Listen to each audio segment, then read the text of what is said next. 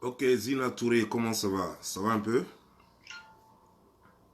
Voilà.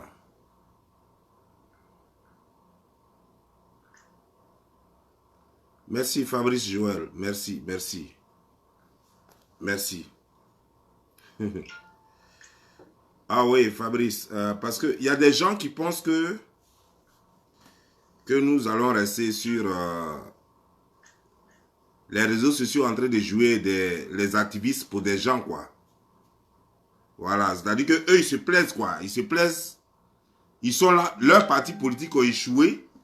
Leurs partis politiques n'ont pas de gens pour faire leur communication. Donc ils se disent qu'il y a des plaisantins, des cons qui sont sur les réseaux sociaux et qui vont faire leur promotion, leur politique. Et puis eux, ils vont venir au pouvoir et puis foutre le pays dans le gouffre. Comment ça va? Ça va un peu? Et puis foutre le pays dans le gouffre. Non, plus jamais ça. Moi, je ne peux pas être activiste de quelqu'un. J'ai mes idées. Et quand vous les voyez tous là, dites-moi, qu'est-ce qu'ils font de spécial? Prenons de 1993 à 2000. Disons 2000, parce qu'il a perdu le pouvoir le 24 décembre 1999. Donc quand on prend de 1993 jusqu'à 1999, qu'est-ce qui a changé dans la vie de l'Ivoirien? Quelle est la réforme qui a été faite par Bédier? Qu'est-ce qu'il a apporté à la Côte d'Ivoire? Rien. À part qu'il a activé les choses, comment dire, genre, il a envoyé cette histoire d'ivoirité qui n'a pas suffisamment expliqué aux gens. Il n'a même pas accompagné cela de communication. Et ça nous a foutu dans la merde.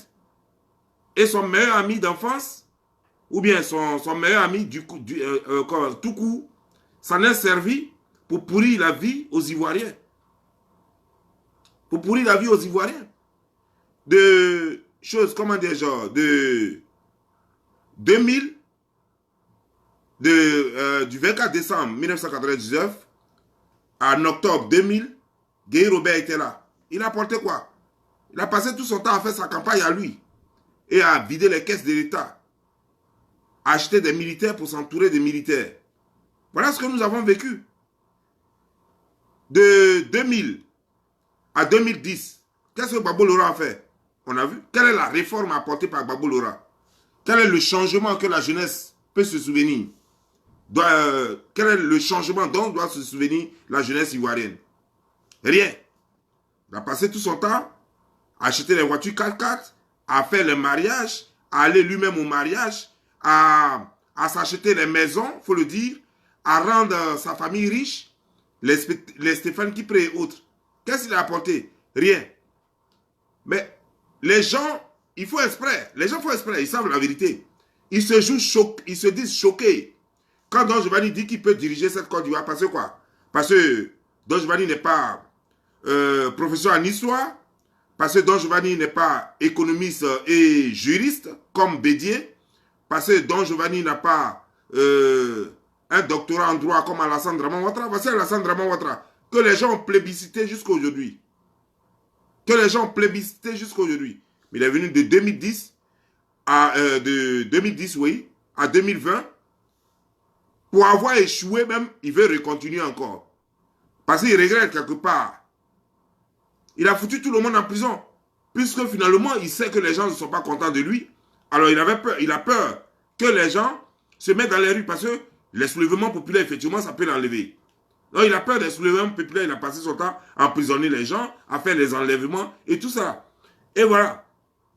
Eux tous ont des gros diplômes, sont tous au moins docteurs, docteur en histoire, docteur, l'autre je crois qu'il doit être docteur en droit ou bien quoi, ou bien en économie, parce que Bédier il est économiste et juriste en même temps. Voilà. L'autre est docteur en économie, et puis voilà. Mais, chers frères, depuis Houphouët-Boigny est mort, de 1993 jusqu'à aujourd'hui, là, voilà ce qu'on a gagné. Dans la Côte d'Ivoire, je vais vous dire, depuis la mort d'Houphouët-Boigny, voici tout ce qu'on a gagné. On a gagné Carrefour qui est venu s'installer en Côte d'Ivoire. On a gagné Burger King qui est venu s'installer en Côte d'Ivoire. On a eu un troisième pont. On a eu un troisième pont. Voilà. Voilà ce qu'on a eu. Voici les trois choses qu'on a eues. Ça fait combien d'années? 28 ans. Trois choses en 28 ans. Les trois choses là, ça là, c'est pas sorcier que Carrefour soit venu en Côte d'Ivoire, pardon. C'est pas sorcier que Carrefour soit venu en Côte d'Ivoire. Ça, c'est pas vraiment sorcier, quoi. Voilà. Il suffit qu'il y ait, comment dire, la paix dans un pays, les investisseurs pleuvent. C'est pas sorcier. Mais comme eux-mêmes n'ont pas été capables de créer cette paix-là, c'est pourquoi les investisseurs ont toujours fui. Autant de Bédier, autant de Gbagbo. Et c'est Alassane qui a réussi à les faire venir, a réussi à convaincre deux ou trois investisseurs. Basta.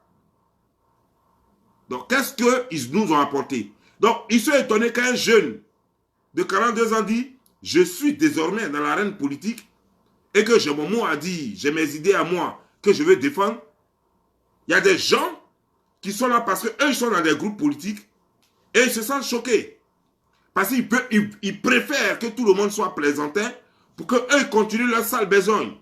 Encourager l'idiotie, les capacités, comment dire, genre, la stupidité, voilà. Mais non, nous ne pouvons pas perdurer là-dedans. Ils veulent transformer tous les jeunes, toute la jeunesse ivoirienne en cyberactivistes et eux, ils vont s'asseoir dans leur salon et ils vont venir décider de l'avenir de la Côte d'Ivoire et nous foutre dans le gouffre. Préparer les guerres, frustrer les gens, créer, comment dire, se battre entre eux, demander aux gens de sortir dans les rues, faire des bêtises. Ah non, plus jamais. Plus jamais. Vous savez, j'ai vu sur ma page beaucoup qui ont ri. Et ils ont raison de rire. Ils ont raison de rire. Mais il y a une chose. Il y a une chose qu'ils doivent savoir. Lorsque Gbagbo créait le FPI, il n'était pas million à créer FPI. D'après ce que j'ai appris, ils étaient 2 d'abord. Après, ils sont devenus 5.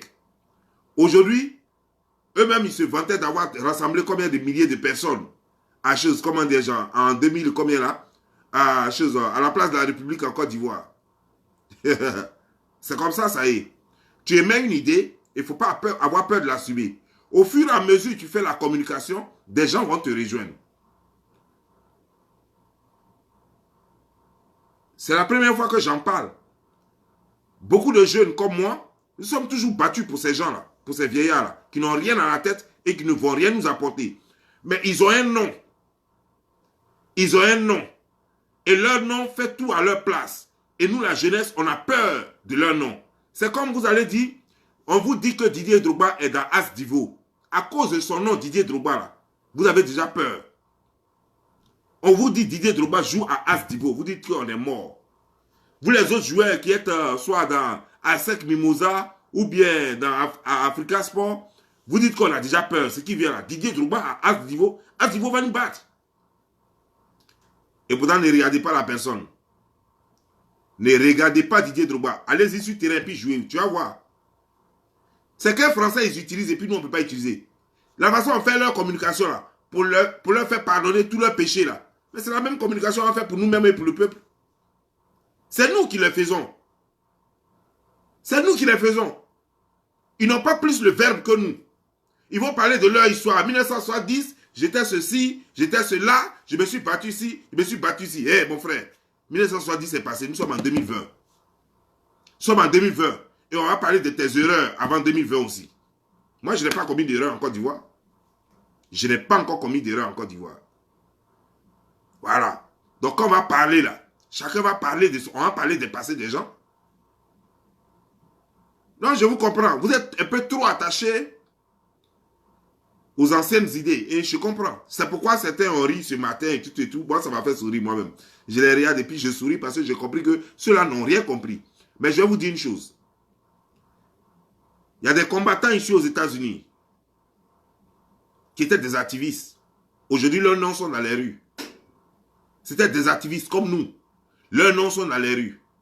Des gens sont devenus présidents. À partir de l'activisme, ils sont devenus présidents. Ils n'ont jamais créé parti politique. Seulement, il faut s'assumer. Il faut savoir ce que tu veux pour ton peuple. Et ton peuple aura confiance en toi. Ça ne veut pas dire que ça va changer du jour au lendemain. Ça ne veut pas dire que parce que tu as dit qu'aujourd'hui, non, je rentre vraiment en politique, en tant qu'activiste politique. Parce qu'aujourd'hui, là, quand on voit un Ivoirien qui dit « je suis cyberactiviste », on cherche déjà à son parti politique. On dit « ben toi, tu es de quel parti? Tu es de quel camp? Tu es pro RHDP ou bien tu es pro FPI? Tu es pro Gbagbo ou bien tu es pro Bédié? Ou bien tu es pro Alassane ?» Voilà comment on cherche. Personne n'avait encore imaginé qu'un activiste politique ivoirien peut prôner ses propres idées et puis dire « non, je ne suis pro personne, je suis pro Côte d'Ivoire et moi je veux le pouvoir. Je vais changer les choses. » Il faut que cela arrive. Donc vous pouvez rire et je vais rire avec vous. Vous pouvez vous moquer, je vais rire avec vous. On verra bien. On verra bien. Le fait de dire que je serai candidat ne fait pas de moi déjà un vainqueur d'une quelconque compétition. Je vous dis seulement que moi, je m'assume et que je serai candidat. Vous dites que je serai candidat veut simplement dire que je ne suis plus là pour faire l'apologie de quelqu'un. Si je dis quelque chose, ça sort de moi et c'est moi qui assume. Je ne suis pas là pour faire la promotion de quelqu'un sur les réseaux sociaux parce que ce n'est pas quelqu'un qui paye mes factures. Je ne suis pas là pour faire la promotion d'un leader politique, qui qu'il soit, parce que ce n'est pas lui là qui paye mes billes. Je ne suis pas là pour faire la promotion d'un parti politique parce que ce n'est pas ça qui me nourrit. C'est tout, c'est simple. Comprenez ça comme ça.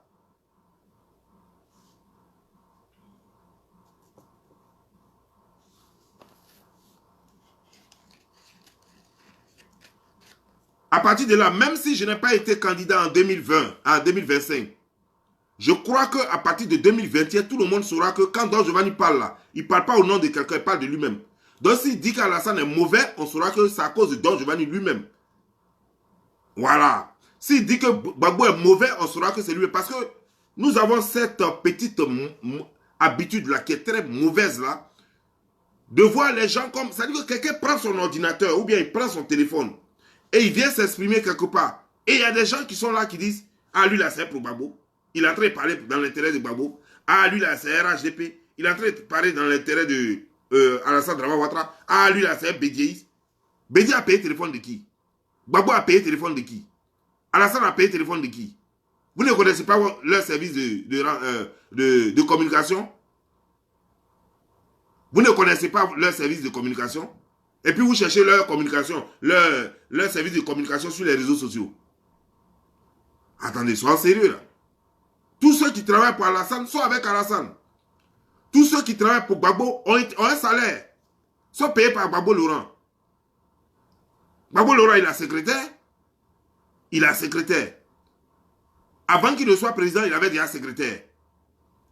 Avant qu'il ne soit président de la République de Côte d'Ivoire, Gbagbo Laurent avait déjà secrétaire en tant que président du FPI. D'abord, en tant que secrétaire général du FPI et ensuite en tant que président du FPI. Donc vous connaissez bien son bureau. Mais vous cherchez son bureau sur les réseaux sociaux. Pourquoi? Parce que vous avez échoué. Vous voulez que quelqu'un vous fasse la place. Jamais.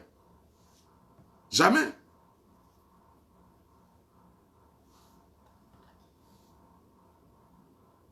Je n'ai pas soif du pouvoir. Voilà quelqu'un qui dit tu as soif du pouvoir, j'y pense. Non. D'abord, je crois que tu voulais dire je pense. Mon frère, tu sais ce que c'est que avoir soif du pouvoir? Avoir soif du pouvoir, c'est faire coûte que coûte pour venir au pouvoir. Ça fait 5 ans que je suis sur les réseaux sociaux. J'ai déjà fait quoi pour venir au pouvoir? J'ai déjà fait quoi? Quel acte que moi j'ai posé pour être au pouvoir? Pour simplement même être député. Ça demandait 600 000 francs. C'est pas ce qui me manque. C'est pas ce qui me manque. Moins de 1200 dollars. Ma montre déjà coûte plus que ça. Ma chaussure coûte plus que ça. Mais je n'ai pas été candidat. Je n'ai pas été candidat. Ça, c'est quelqu'un qui veut aller vers le pouvoir. Hein. Comme Gbagbo l'avait fait. Lui-même, il était député avant d'être président. Donc, au moins, je pouvais être député. Tu comprends un peu, non? Donc, ça peut te dire que je ne suis pas assoiffé du pouvoir. Je suis assoiffé de la vérité. J'estime que la jeunesse ivoirienne est trop manipulée, trop utilisée abusivement. Si mon acte peut permettre aux jeunes ivoiriens et africains de changer leur ligne de mire, désormais, quand ils prennent leur téléphone et qu'ils font vidéo, il faut qu'ils disent que je vais être maire, je vais être député, je vais être président. Comme ce jeune Camerounais. Comme ce jeune Camerounais. Ne passe pas ton temps, vieux barbu, à rester sur les réseaux sociaux et à faire la promotion des gens que tu ne connais même pas. Et qui vont venir foutre ton pays en l'air. Voilà mon message. C'est ce que je veux que vous retenez. Si tu dois faire la promotion de quelqu'un sur les réseaux sociaux, fais la promotion de quelqu'un qui n'a pas encore fait ses preuves. Fais la promotion de quelqu'un qui n'a pas encore fait ses preuves. Lui là, au moins, tu lui accordes le bénéfice du doute. Parce que tu ne l'as pas encore vu essayer et échouer quelque part. Mais tous ceux qui ont essayé déjà et qui ont échoué, vous êtes toujours encore derrière eux en train de faire leur promotion sur les réseaux sociaux. Mais pensez à la souffrance de la population, mon Dieu.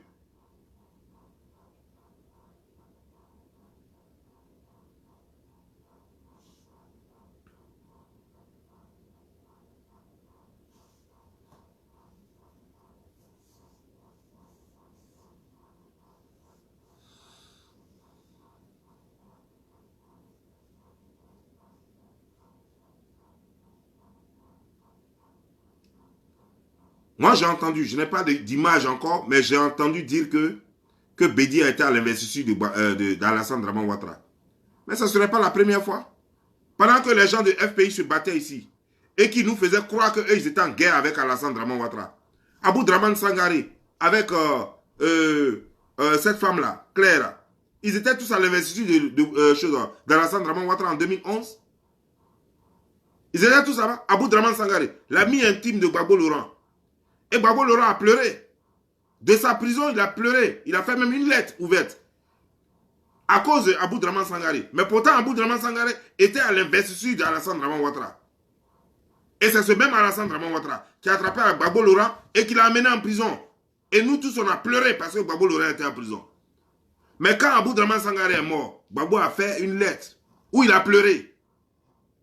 Mais d'autres sont morts, d'autres étaient au FPI.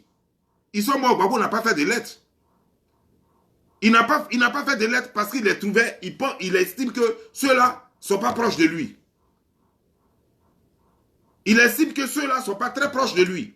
Ils sont bien du FPI, mais il estime qu'ils ne sont pas proches de lui. Donc ils sont morts. Gbagbo n'a pas fait de lettres. Gbagbo n'a pas fait de lettres ouvertes. Alors prenez les gens au sérieux ici. Là. Prenez les gens au sérieux ici. Là.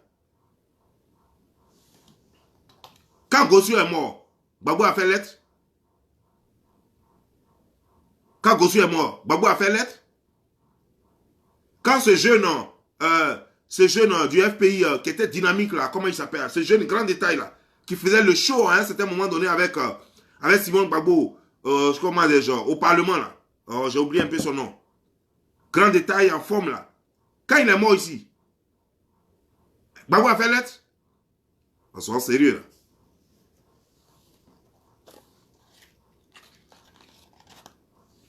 Même quand il est sorti de prison, il n'a même pas pris la peine même de remercier les gens. Et c'est un homme comme ça, vous allez passer votre vie. Restez là, faites vidéo contre Alassane. Nous, on va faire politique avec Alassane. Faites vidéo contre Alassane. Passez votre temps à faire vidéo contre Alassane pour que Gbagbo vienne au pouvoir. Et nous, on va faire politique avec Alassane et on va prendre le pouvoir après Alassane. On va prendre le pouvoir après Alassane et puis on va rétablir l'ordre en Côte d'Ivoire. Voilà comment ça va se passer. Rêvez. Gbagbo ne viendra plus au pouvoir, croyez-moi.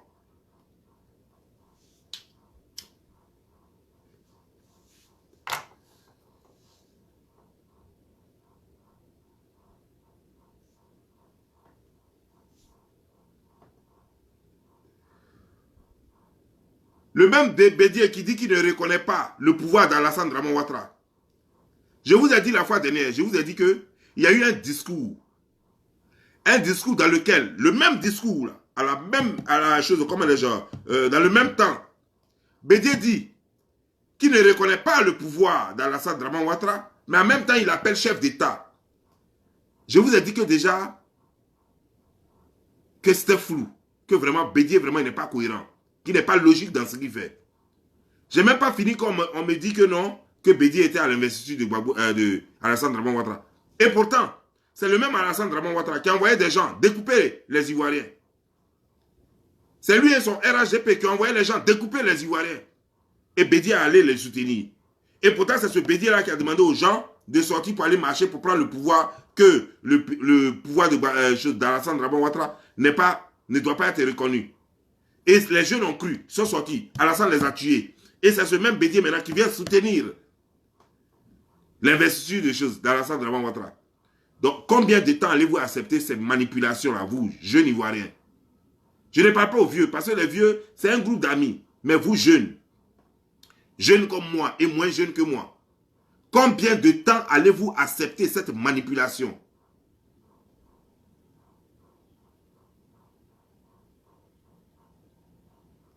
Combien de temps? Moi, je veux savoir. Combien de temps encore ça? Il faut que ça dure.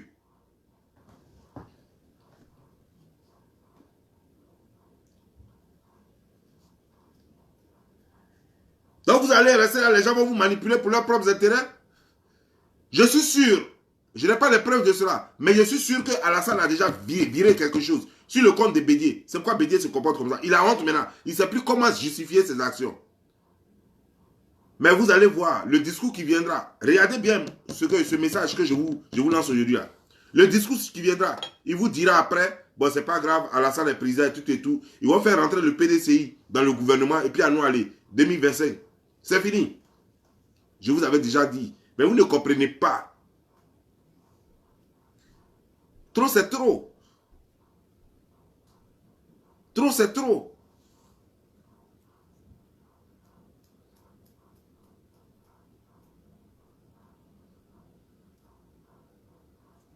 Il y a quelqu'un qui me dit que toi-même, tu faisais partie de ça. J'ai 1000 fois expliqué, mais vous voyez, je ne peux pas transformer les idiots en personnes intelligentes. Ça, je n'ai pas cette magie-là.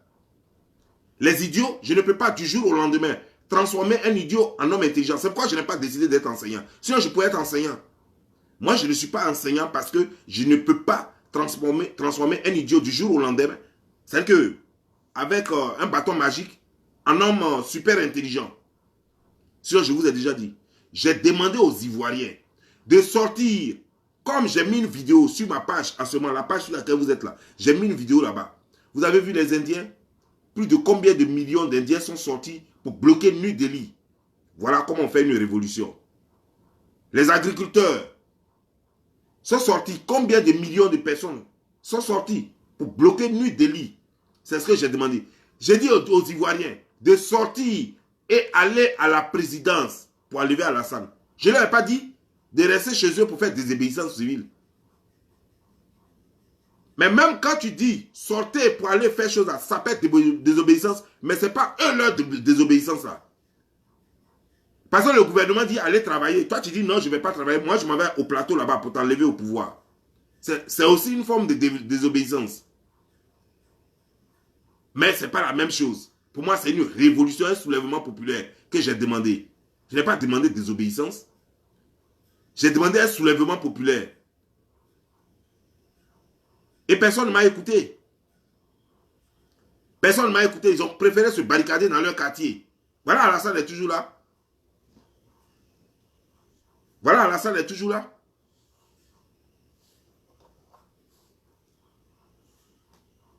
Le fils de Bédié est ambassadeur. On dit quoi encore? Le neveu de quoi? Simon Gbagbo est quelque part là-bas aussi encore. Voilà, eux tous, leurs parents travaillent.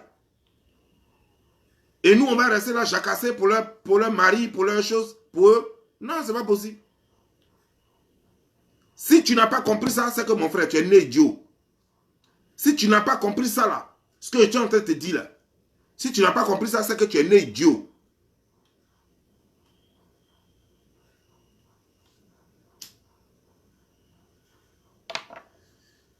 Ces vieux là, ils se connaissent eux tous. Gbagbo l'avait dit un temps même. Il dit Bédié mange chez Alassane, Alassane mange chez Bédié, lui-même il mange chez Alassane, la maman d'Alassane préparait à Dabou et ils mangeaient. Ils se connaissent. Il n'y a même pas un seul membre de leur famille qui est mort. Un seul membre. Alassane n'a pas perdu son enfant. Gbagbo n'a pas perdu son enfant. Bédié n'a pas perdu son enfant. Mais regardez, tous sont morts en Côte d'Ivoire. Tout simplement parce qu'eux-mêmes, ils gèrent mal leur ego. Parce que l'autre dit, non, toi tu es mon ami, on se connaît, toi tu ne peux pas prendre le pouvoir, non, c'est moi, c'est mon tour, non, non, non. Et puis ils se battent entre eux, et puis ils vous prennent comme des petits jouets, ils vous placent, et puis c'est vous qui mourrez, et puis eux, ils sont là. J'ai été choqué, mais à son temps, je n'avais pas compris. J'ai été choqué de voir que Gbagbo était assis chez lui dans son salon, avec les chaînes françaises et ses amis, avec Abou Draman Sangaré à côté de lui, en train de fumer sa dunil. Pendant que moi j'étais au plateau, j'ai été choqué. Pendant que moi j'étais au plateau en train de me battre pour son pouvoir, j'ai été choqué. La télévision le montre en train de fumer une dunil dans son salon. Sa résidence protégée par la France, par les militaires français, en train de fumer et demandant aux jeunes, eux ils n'ont qu'à aller prendre le pouvoir pour lui remettre. C'est le même Gbagbo qui est venu après encore pour dire que non, quand tu es protégé par la France, c'est que c'est pour servir les intérêts des étrangers. Et pourtant, lui-même, il a été le premier en 2000 à être protégé par les Français. Il vous a expliqué ça? Est-ce qu'il vous a dit que moi, je se battais contre Bédié, là, contre le général Guéhi? Pendant que nous, on était dans les rues pour chasser le général Guéhi. Est-ce que Gbagbo vous a expliqué que c'était le 43e Bima qui le protégeait? Il vous a expliqué ça? Non. Il vous a jamais expliqué ça. Mais il a vite fait croire que Alassane était protégé par les Français dans son hôtel, à l'hôtel du Golfe. Donc Alassane servait les intérêts des Français. Arrêtons de manipuler. C'est bon. Trop, c'est trop. On a trop fait. Vous avez trop fait. C'est bon.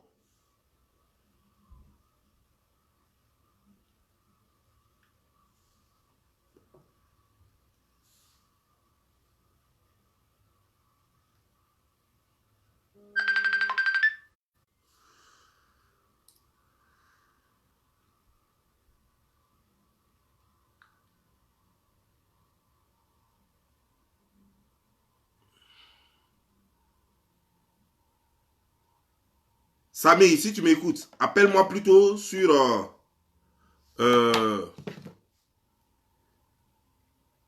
Attends, je vais te donner le WhatsApp sur lequel tu vas m'appeler.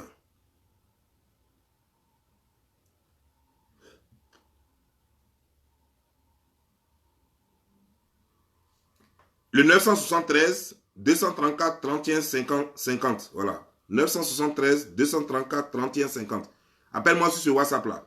Parce qu'en ce moment, je ne peux pas te prendre sur le truc.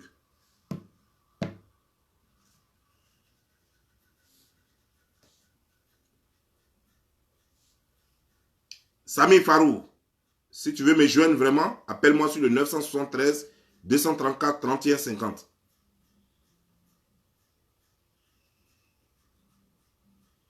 Non, mais c'est vrai, Adamo Diesel. Les gens sont là, ils nous manipulent. Et puis comme des singes, on joue à leur jeu. Et il y a des vieilles personnes aujourd'hui, eux, ils ne veulent pas comprendre la situation. Pour eux, Gbagbo est de l'Ouest, tout l'Ouest doit supporter forcément Gbagbo. Mais attendez, on ne supporte pas quelqu'un parce qu'il s'appelle Gbagbo. On ne supporte pas quelqu'un parce qu'il s'appelle Alassane Draman Ouattara et que son nom a consonance nordique. Non. On supporte quelqu'un parce que il pose des actes qui nous arrangent. Gbagbo a fait quoi? Et il va de bêtise en bêtise. Et vous êtes là, vous le prenez comme... Vous êtes libre. Mais permettez aux autres aussi d'être libres et de vous expliquer ce qui se passe réellement en Côte d'Ivoire. Permettez aux autres d'être libres et de vous expliquer ce qui se passe en Côte d'Ivoire.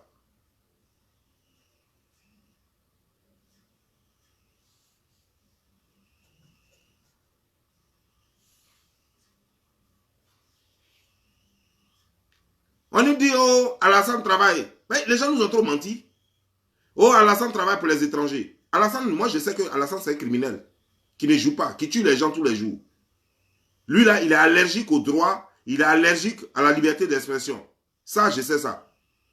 Mais concernant Alassane qui donne des contrats plus aux Blancs que aux choses, comment dire, que aux Ivoiriens, Gbagbo a fait pire qu'Alassane dans ce sens-là.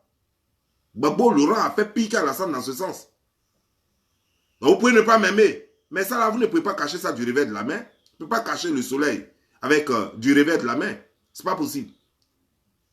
Et vous le savez bien. Et Mamadou Koulibaly, qui était bien dans le gouvernement, qui était bien planté, qui était la deuxième personnalité du pays, au moment où Gbagbo gérait la Côte d'Ivoire, il a dit clairement, c'est pas moi qui le dis d'ailleurs.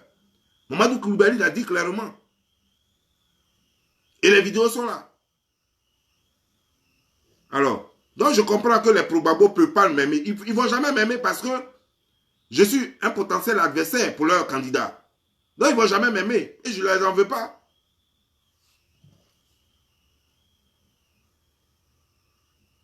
Oui, allô? Allô?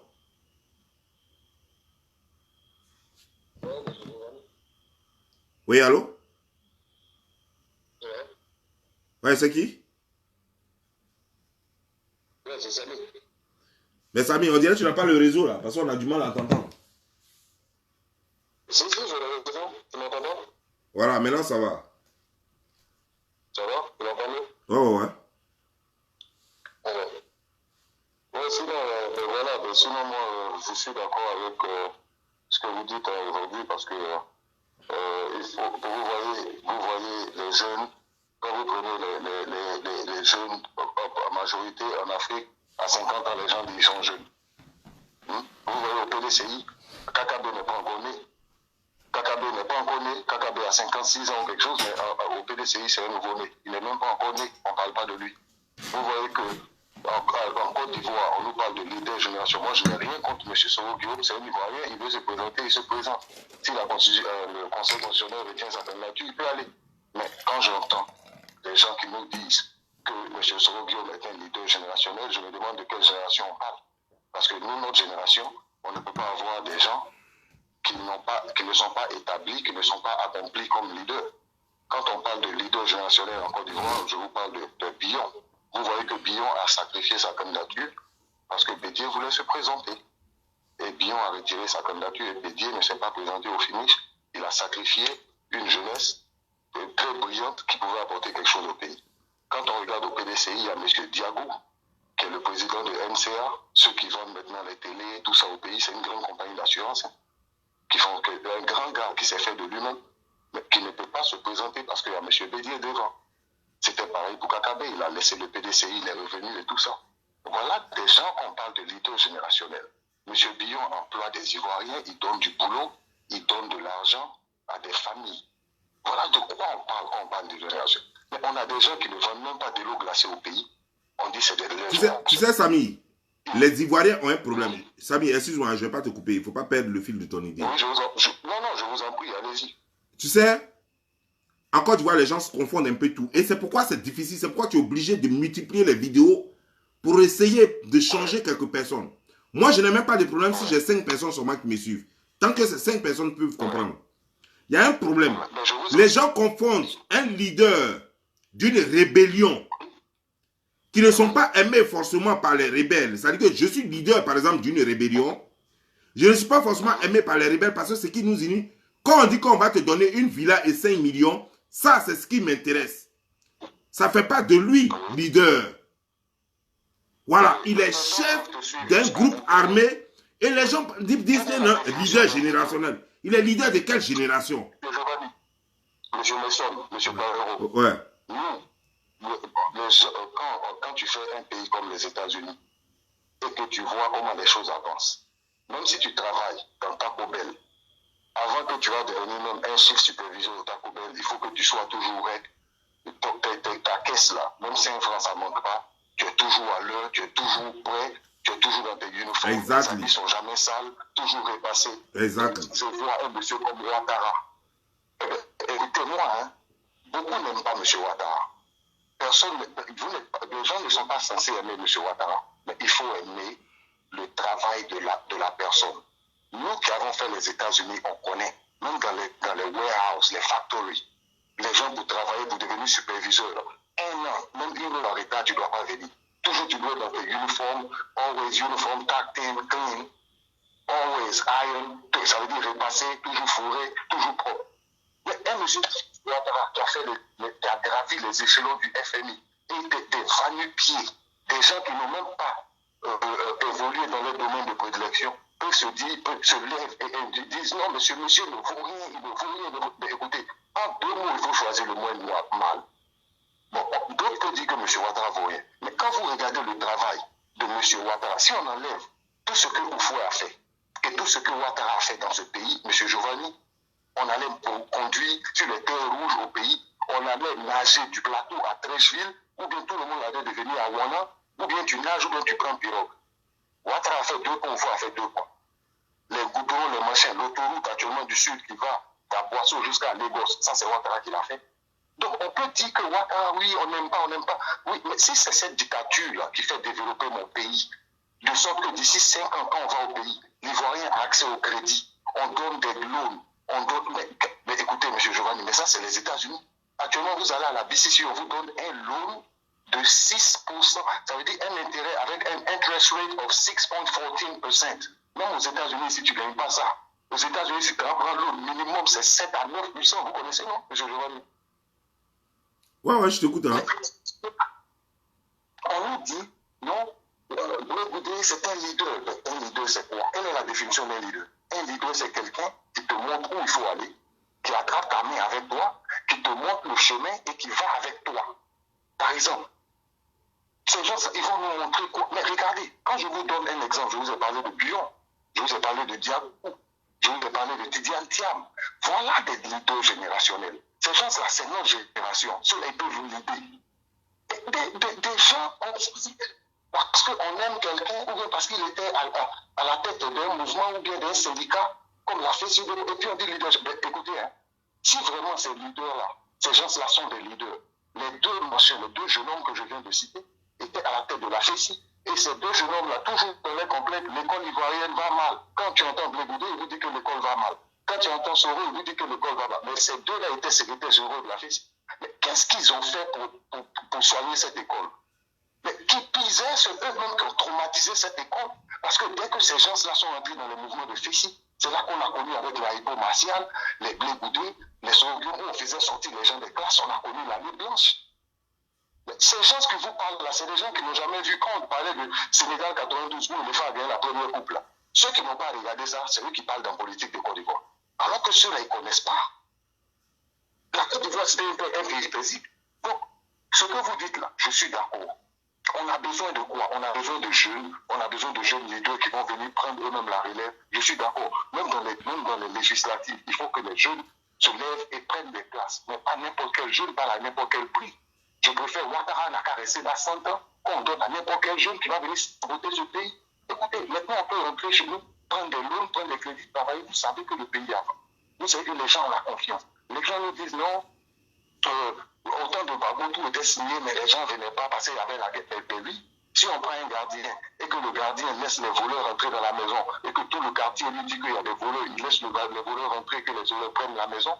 Et après, maintenant, on dit non, mais je suis fort, mais vous ne m'avez pas laissé surveiller. Mais tu es gardien, non? On va te laisser surveiller pourquoi? Si on te laissait surveiller là-dedans, il n'y a pas besoin de gardien. Quand tu es président, tu ne prêtes pas serment, tu n'es pas un cuisinier. On ne dit pas que tu prêtes serment pour que les Ivoiriens mangent. Tu prêtes serment d'abord, numéro 1, on dit de protéger les populations et les biens. Et puis après, protéger la constitution et puis protéger tous ceux qui vivent. Vous dites que non, on prête serment et puis vous dites que non, les Ivoiriens ne mangent pas. Oui, on s'en fout. Ouattara n'a jamais dit que lui, il est cuisinier. Le pays avance, le pays est stable. Maintenant, ce que vous dites, je suis pleinement d'accord avec vous. Il faut des jeunes qui vont faire un mouvement des gens sains qui ne sont pas entachés, qui n'ont pas de casserole, qui n'ont pas de bagages. Parce qu'il ne faut pas encore envoyer des gens qui vont venir encore endommager, entacher des gens. Non, il faut prendre des gens concrets. Un pays comme la Côte d'Ivoire, après Ouattara, vraiment, hein, vraiment, après Ouattara, parce que regarde, tous les présidents, personne n'a fait mieux que Ouattara. Au fond, il a fait ce qu'il pouvait faire, lui. Mais le reste, là, les autres, là, personne. Quand on regarde ce que Ouattara a fait, personne ne peut faire mieux. Maintenant, il y a beaucoup de choses à faire. Je vous donne des manchets. En Côte d'Ivoire, il y a des prisons. Vous m'entendez? Non, je suis toujours en ligne. Oui, oui, tu es toujours en ligne, oui. Voilà. Quand vous allez dans des prisons, il y a des enfants prisonniers qui vivent avec des parents. Parce que la maman est en prison, on la met en prison. Et l'enfant est en prison avec les mamans jusqu'à les enfants ont 4 ans, 5 ans. Mais un enfant qui grandit dans un environnement comme ça, qu'est-ce que ça veut dire? Voilà des choses. Ça existe en Côte d'Ivoire. Il y a à la MACA, il y a près de 14 ans. Toute la Côte d'Ivoire, il y a 28, j'ai fait des recherches. En Côte d'Ivoire, il y a des handicapés physiques, des handicapés mentaux, des aveugles, des sourds-muets. Est-ce que dans chaque ville de la Côte d'Ivoire, il y a une école pour ça? Non. Voilà où il faut poser l'action.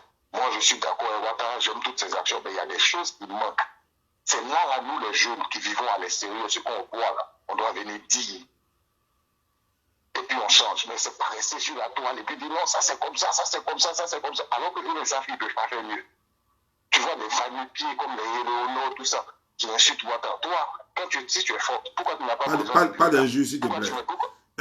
Pas d'injure, s'il te plaît. Non, j'ai pas fait d'injure. Je dis Vanupier. Vanupier, c'est pas d'injure. Je veux dire, c'est un adjectif, mais enfin, si vous voulez, je retire ça. Mais ce que je dis, ça se fait pas. En Côte d'Ivoire, les enfants prisonniers, ça c'est un phénomène sur lequel il faut se pencher. Les handicapés, pourquoi dans les villes, il y a des gens qui se traînent, tout ça, à terre, tout ça? Il y a 1 million d'handicapés en Côte d'Ivoire. Physique. C'est-à-dire qu'il y a 200 villes en Côte d'Ivoire. Donc chaque mairie au moins peut payer les petites motos, les petites scooters électriques là, pour les handicapés. Ça coûte même pas $200. Ça, c'est des choses à faire. Il n'y a pas les bus pour les enfants. On dit toujours, oh, on viole les enfants. On coupe peut-être des enfants. Mais dans chaque quartier, dans chaque machin, comme une grande commune comme le Pougon, on peut avoir au moins 2-3 bus qui prennent les enfants dans chaque quartier, qui les déposent dans les écoles. Les quartiers comme Mako et Koumassi, 2 bus, 3 bus dans chaque ville de l'intérieur. Si c'est des grandes villes, 2-3 bus, on prend les enfants, on les récupère dans chaque quartier, on les dépose à l'école, on vient les déposer. Mais laissez des enfants marcher, des enfants de 4-5 ans marcher pour aller à l'école, souvent ils marchent des kilomètres. Comment un enfant, après avoir marché 1 kilomètre à 6 heures du matin, peut avoir quelque chose dans la tête, il n'a même pas de déjeuner à l'école qui est garanti. Voilà des choses sur lesquelles il faut se pencher. Donc moi, je suis d'accord pour parler des choses comme ça. Voilà, pour qu'on puisse improver. C'est pas normal qu'en Côte d'Ivoire, il n'y ait pas de scanner dans chaque hôpital.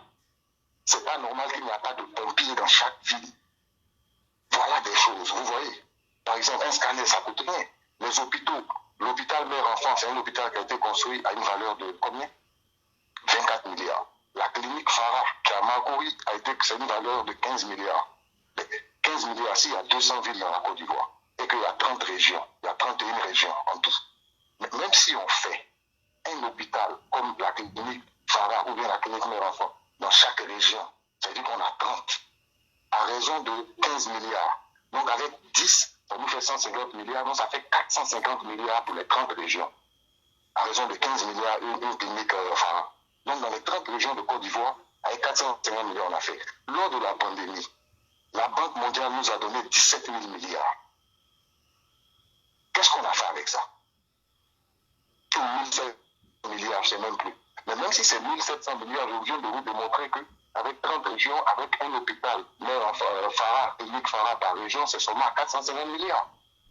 Et on peut encore faire des pompiers, des machins. Il faut que chaque hôpital ait des hélicoptères, des machins. Voilà sur quoi moi je me base. Voilà là où moi je veux accentuer les choses. Si on peut dire que non, il a violé la Constitution, mais est-ce que ça donne quoi à la Côte d'Ivoire? Qu'est-ce que ça apporte? Non, Ouattara est burkinabé. Même si Ouattara veut, il n'a qu'à être mauritanien. Si c'est lui qui peut faire avancer le pays, mais il n'a qu'à venir. Moi, je vis aux États-Unis ici. Tous ceux qui disent ça, là, ils vivent en France. Nous, on a papier de blanc ici, c'est nous, on est mis ici. Donc, je vais dire, quand toi, tu sors là, est-ce que quelqu'un peut dire, on te montre? Quand moi, je vais le passer, je montre mon passeport, mon machin. Si je dis que je suis américain, on ne me demande pas. Ils vont te demander peut-être que tu as un accent ou bien quelque chose, c'est tout. Mais ils ne vont pas dire que non, tu ne peux pas bénéficier de ça là parce que toi, tu es américain et puis tu es noir. Ou bien tu es américain mais tu es né en Côte d'Ivoire. Non. Donc, c'est quoi ces conneries? Si un Ivoirien est naturalisé, mais il bénéficie comme toi. Ceux qui disent ça, là, ils sont en France, ils donnent le HLM des blancs là-bas pendant qu'il y a des blancs clochards qui dorment en bas des ponts. Mais si ces blancs-là disent que pourquoi payer la maison, ils disent quoi? Et ceux qui sont là-bas, non, on va vous chasser, on va vous chasser, mais quittez là-bas d'abord. On ne peut plus vivre comme ça. La Côte d'Ivoire, c'est un brassage. Il y a beaucoup de gens qui sont de moi, des familles, il y a tout.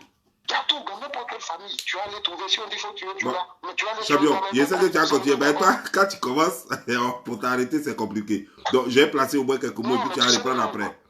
Et il faut écouter, il faut rester en ligne. Voilà. Moi, il y a une chose que je veux dire. D'abord, avant de revenir sur ce que tu as dit là, il y a une chose. Les Ivoiriens, apparemment, ne se posent pas assez de questions. Et c'est cette plateforme-là. Sur moi, ma page, on va se poser beaucoup de questions parce qu'on a 5 ans pour préparer les élections. Nous avons 5 ans. Donc, en 5 ans, on va se parler, comme on le dit chez nous, la fa-fa. On va se parler entre Ivoiriens parce qu'en Côte d'Ivoire, quand on voit le taux de pourcentage des Ivoiriens qui sont allés à l'école, il n'y a pas beaucoup. Donc, on va se parler comme la façon on se parle à Yopougon, à Djamé, à Bobo, à Koumansi, à Poboué et autres là. Voilà, à 13 villes là. On va se parler comme ça et puis on va bien se comprendre. On va essayer de détacher tout ce qui était attaché. Il y a une chose que moi je ne comprends pas. On vous a dit que Gbagbo Laurent, c'est ce qu'on nous a dit tous. Gbagbo Laurent a permis à Alassane Dramane Ouattara, je ne veux pas trop rentrer dans ce débat là, mais comme c'est un débat vérité, alors c'est pourquoi j'en parle. Mais je ne veux pas trop rentrer dans ce débat parce que pour moi c'est un débat dépassé. On nous dit que Alassane Dramane Ouattara n'a pas la nationalité ivoirienne. Mais je suis étonné de voir que le monsieur n'a pas la nationalité ivoirienne et le document qui a été signé, il faut que les gens rendent ce document-là public et puis on va lire le contenu de ce document-là un jour. Parce que, à ma connaissance, ce document ne dit pas qu'Alassane Dramane Ouattara, on lui donne la nationalité ivoirienne. Ce document dit qu'on rend Alassane Dramane Ouattara éligible. Ça veut dire qu'il était ivoirien, mais il n'était pas éligible. Et donc, on a signé un document pour le rendre éligible.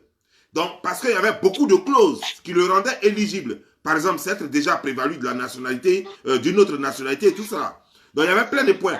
Mais le débat n'a jamais été qu'Alassane Dramane Ouattara n'est pas ivoirien. Et ça, on nous a caché ça. Et ça a créé la haine, la tension entre les Ivoiriens qui pensent que Alassane Dramane Ouattara n'a jamais été ivoirien.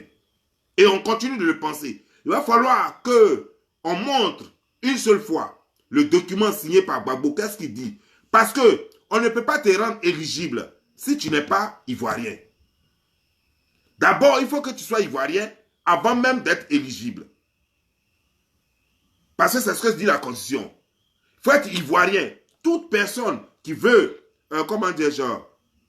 présider au destiné suprême de la Côte d'Ivoire, doit être ivoirien.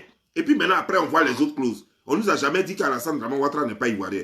Mais ça, je ne rentre pas dedans parce que je veux voir clair dans cette affaire. Parce que ce document n'a jamais été rendu public et j'espère qu'on rendra ce document signé par Laurent Gbagbo à partir de l'article 48 pour qu'on sache exactement ce que ce document dit.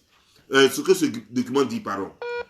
Maintenant, tu as parlé, j'espère que je peux te tutoyer, hein? Allô? Ok, il perd le réseau. Mais je continue. Il a dit que Alassane Dramane Ouattara a travaillé plus que les autres, tels que Bédié, tels que Gbagbo Laurent. Il n'y a pas de débat. Moi, je suis d'accord avec ça. Ce que moi, je reproche à Alassane Dramane Ouattara, c'est le fait qu'il n'y ait pas la liberté d'expression et qu'il passe son temps à emprisonner tout le monde. Sa façon de faire de la politique est meurtrière. Parce que, par exemple, lorsqu'on prend des jeunes pour aller attaquer d'autres jeunes qui veulent marcher librement et que le président ne fait rien, lorsqu'on instruit un procureur de la République qui passe son temps à pourchasser tous ceux qui parlent, tous ceux qui sont qui ne sont pas d'avis avec le président de la République ou le camp au pouvoir, on les met en prison, là je ne suis pas d'accord.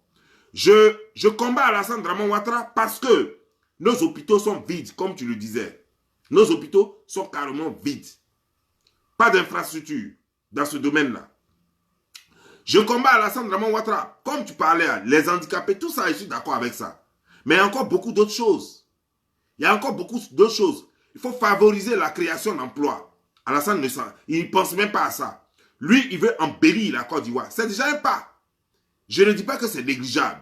C'est déjà un pas, mais il y a beaucoup d'autres choses à faire. Il faut réellement installer la démocratie. On en a besoin pour un progrès.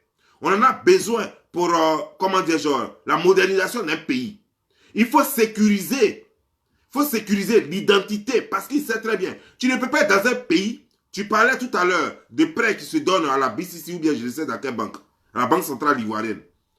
Les prêts qui se donnent là-bas à raison de 6% comme taux de choses, comme intérêt, taux d'intérêt. Mais pour avoir accès à ces prêts-là, il faut que la banque soit sûre qu'elle peut récupérer ses prêts. Ça veut dire qu'elle va récupérer son argent. Ça veut dire qu'il faut que l'identification soit fiable. Voilà des choses que moi je reproche à Alassane Dramane Ouattara. Il y a encore plein de choses que je reproche mais on va aller pas à pas. Mais il faut que la jeunesse comprenne que longtemps nous avons été manipulés et qu'il faut que cette manipulation s'arrête. Il y a des gens qui sont dans l'ombre. Aujourd'hui là, la vérité c'est quoi? La vérité qu'on vous cache c'est quoi? C'est qu'il y a des gens qui sont dans l'ombre à qui le FPI a promis des postes quand ils viendront au pouvoir et ces gens-là, ils voient la vérité. Oui, allô? Tu es là? Tu es là? Ouais, ne quitte pas, je suis en train de parler. Voilà. Ok. Donc, ces gens cachent la vérité aux gens parce qu'eux, on leur a promis des postes. Parce qu'ils se disent que si jamais le FPI vient au pouvoir encore, nous, on va avoir des postes. Mais la Côte d'Ivoire ne se limite pas à vos postes. La Côte d'Ivoire doit évoluer. Mais si vous pensez comme ça et que les autres en face pensent comme ça, mais qui va gagner en Côte d'Ivoire? Oui, parce que les gens de RHDP aussi sont en train de lutter aussi à cause des postes. Nous savons tous, nous ne sommes pas idiots. Les gens de RHDP luttent pour les postes. Le PDCI lutte pour les postes. Vous luttez, tout le monde lutte pour les postes. Mais qui va finalement lutter pour le bien-être de l'Ivoirien? Qui va réellement lutter maintenant pour la Côte d'Ivoire? Voilà là le problème. Donc moi, j'ai beaucoup de choses à reprocher à tous les camps. J'ai beaucoup de choses à reprocher à tous les camps. Et si je parle aujourd'hui de Gbagbo ou je parle de Bédié, c'est parce que leur politique ne nous fait pas avancer que je vais parler d'eux. Sinon, normalement, je devais m'attaquer seulement aux gens qui sont au pouvoir. Parce que c'est eux qui sont au pouvoir. Et c'est eux qui gèrent en ce moment mal. La gestion d'un pays ne se limite pas à quelques œuvres. La gestion d'un pays, c'est tout un mécanisme qu'il faut mettre en place. Mais il y a trop à faire. Mais les gens du FPI nous empêchent de faire. Les gens du FPI et du PDCI nous empêchent de faire la vraie politique. La preuve, ils ont encouragé quelqu'un ici. Tellement ils ne peuvent vraiment pas faire la politique avec Alassane Dramane Ouattara. Ils sont allés cautionner Johnny Pacheco, qui a passé 4 ans de sa vie en train d'insulter Alassane Dramane Ouattara. Moi-même, j'ai dit 4 ans. 7 ans de sa vie en train d'insulter Alassane Dramane Ouattara. Insulter sa maman. Ça nous a tous bouché la tête. On n'a pas eu le temps de voir réellement quels étaient les problèmes qui étaient là. On n'a pas eu le temps de réellement faire l'état des lieux. Parce que les gens ne voulaient pas qu'on sache la vérité. Les gens voulaient nous embrouiller avec les injures à l'égard d'Alassane Dramane Ouattara. Ça, c'est ce qui est la vérité. Ça, c'est ce qui est la vérité. Il y a un vrai débat qui est là. Et je crois que si des gens intelligents mènent ce débat-là réellement avec Alassane Dramane Ouattara, les choses vont avancer en Côte d'Ivoire. Si on ne passe pas le temps à insulter Alassane Dramane Ouattara, à insulter sa maman, et qu'on veut faire réellement la politique, je crois qu'on peut en tirer quelque chose de positif pour le bien-être de tous les Ivoiriens. Mais aujourd'hui, vous dites une chose et vous faites son contraire. Aujourd'hui, vous dites que vous n'êtes pas d'accord avec lui, vous allez le soutenir à son investiture. Aujourd'hui, vous dites que vous n'êtes pas d'accord avec lui, mais c'est vous, vos enfants qui sont toujours dans leur... et vos femmes qui sont toujours entretenues par lui. Mais c'est quoi ça? C'est quoi ça? C'est quelle politique vous faites? Vous avez envoyé une politique meurtrière. Vous dites faire la politique alors que vous prenez des prêts dans d'autres pays avec des dictateurs. C'est quelle politique ça? Et ça nous coûte des morts. Mais ça nous coûte des vies, pardon. Ça cause des morts et ça nous coûte des vies. Mais ça, il faut qu'on quitte dans ça. Donc je comprends les gens qui sont sur les réseaux sociaux aujourd'hui et qui ne jurent que par Laurent Gbagbo ou par Bédié ou par le FPI ou par le PDCI. Je les comprends. Je les comprends parce qu'ils sont encore dans le coma. Mais je crois qu'on a 5 ans pour réparer cela. On a 5 ans et si par mois on peut convaincre une seule personne, je crois qu'on aura fait quelque chose. Si par mois... Parce que moi, peut-être je voulais ajouter à cela. Vous savez, moi je suis, dans ma perception, moi je suis pas dans un parti politique, je n'ai pas de cadre militaire. Mais ma perception, je suis plus proche de la vision d'Alassane Ouattara. Pas de l'AGP, je suis plus proche d'Alassane Ouattara. Ça veut dire dans sa vision du travail bien, dans sa vision du travail accompli. Regardez, notre collection comment je veux dire, des campagnes. Il y avait M. Armand Tano qui se passait à la télé, tout ça c'est des émissions, là, comment on veut dire, à tête ouverte avec les électeurs et tout ça. Et il parlait. Et on lui demandait, mais qu'est-ce que vous pouvez dire du bilan alors de Ouattara? Si vous écoutez Ouattara... Attends, vous qui nous suivez, vous pouvez poser des questions. Hein, à nous deux, vous pouvez lui poser des questions, vous pouvez poser des questions. Voilà. Donc continue. Voilà. Je disais juste aux gens. Donc, voilà. Donc, les gens lui demandaient, mais qu'est-ce qu'il pensait du bilan? Il a dit, ah non, hein, sur le travail de base, sur le plan bilan, il n'y a rien à reprocher. Il disait que, mais de toute façon, moi-même, maintenant, j'arrive à dormir un peu parce que quand je t'avais Ouattara, on ne dort pas. Puis je t'appelle. Attends, une minute. Il y a quelqu'un qui est en train de dire quelque chose ici. Il y a quelqu'un qui dit Bédié est parti d'un coup d'État. Gbagbo a été attaqué par une rébellion. Comment ces deux peuvent... je ne sais pas. Je crois qu'il veut dire que comment on peut les comparer à Alassane Draman Ouattara. Mais je vais vous dire une chose. Attends, je vais répondre. Je crois que la question m'est adressée, je ne sais pas. Hein? Non, je vais répondre et puis toi aussi tu vas répondre. Mais je vais répondre parce que c'est une bonne question. Parce que c'est ce genre de question-là que je veux, au fait. Vous voyez? Moi, ce genre de questions, j'aime bien parce que je vais couper très vite et puis il faut qu'on sorte de ce débat. Voilà. Parce que quand on dit qu'on a été attaqué par une rébellion, on peut pas être attaqué par une rébellion. Est-ce que vous savez combien de coups d'État que le président Alassane Ouattara a déjoué? Attends, permets s'il te plaît, permets que je réponde à ça rapidement. Voilà. Toi-même, tu dis que Bédié a été attaqué par un coup d'État. Ça, c'est ce que tu dis, non? C'est-à-dire qu'on lui a fait un coup d'État. Le 24 décembre 1999. Bédié est venu au pouvoir en quelle année? Tu ne parles pas de ça. Bédié est venu au pouvoir aussi, comment dire, après, en 1993. Et Bédié a eu le coup d'État en 99. Presque en 2000. C'est-à-dire que 6 jours ou bien 7 jours avant 2000. Donc ça veut dire que Bédié a fait carrément 8 ans, voire 7 ans au pouvoir. 7 ans au pouvoir. Combien fait un mandat? Parce que c'est ce que je vous dis. On parle souvent de politique, mais on ne sait pas comment les affaires se gèrent. Le mandat fait 5 ans. Quand tu fais tes 5 ans, ce que tu veux réaliser, tu réalises ça en 5 ans, pas en 10 ans. En 5 ans. Et je vais vous dire, au cours d'un mandat, c'est les 3 premières années. Généralement même, c'est 2 années. 2 années, tu dois mettre en œuvre ton programme. En 2 ans. La 3e année, c'est pour voir ce qu'il y a à corriger et tout et tout. Les 2 dernières années de ton mandat, c'est pour préparer ta réélection. Voilà comment un pays se gère. Donc tu as 2 ans. Tes 2 premières années, c'est là que tu fais les réformes, c'est là que tu fais tout. Donc quelqu'un qui vient au pouvoir en 93, qui ne fait aucune réforme, qui n'apporte rien, et qui va à la fin de son mandat, et vous dites que ouais, on ne lui a pas donné le temps de faire quoi que ce soit. Mais attendez, soyez sérieux là. Tu parles de Gbagbo. Non, Gbagbo a subi un coup d'État. Gbagbo a subi un coup d'État, mais il n'a pas perdu le pouvoir. Gbagbo, il y a eu tentative de coup d'État qui s'est transformé en rébellion. Mais Gbagbo lui-même l'a dit, que la richesse de la Côte d'Ivoire était au sud, pas au nord. Donc il y avait l'argent. La preuve, la partie prise par les rebelles, non pas pendant les 10 ans, pendant les 8 ans, n'ont pas payé l'électricité, n'ont pas payé des factures en Côte d'Ivoire. Mais la Côte d'Ivoire a survécu. Ça veut vraiment dire que tout l'argent était au sud. Est-ce que ça empêchait le gouvernement ivoirien d'avoir son salaire? Quand je parle de gouvernement ivoirien, je ne vous parle pas des fonctionnaires ivoiriens, faisons attention.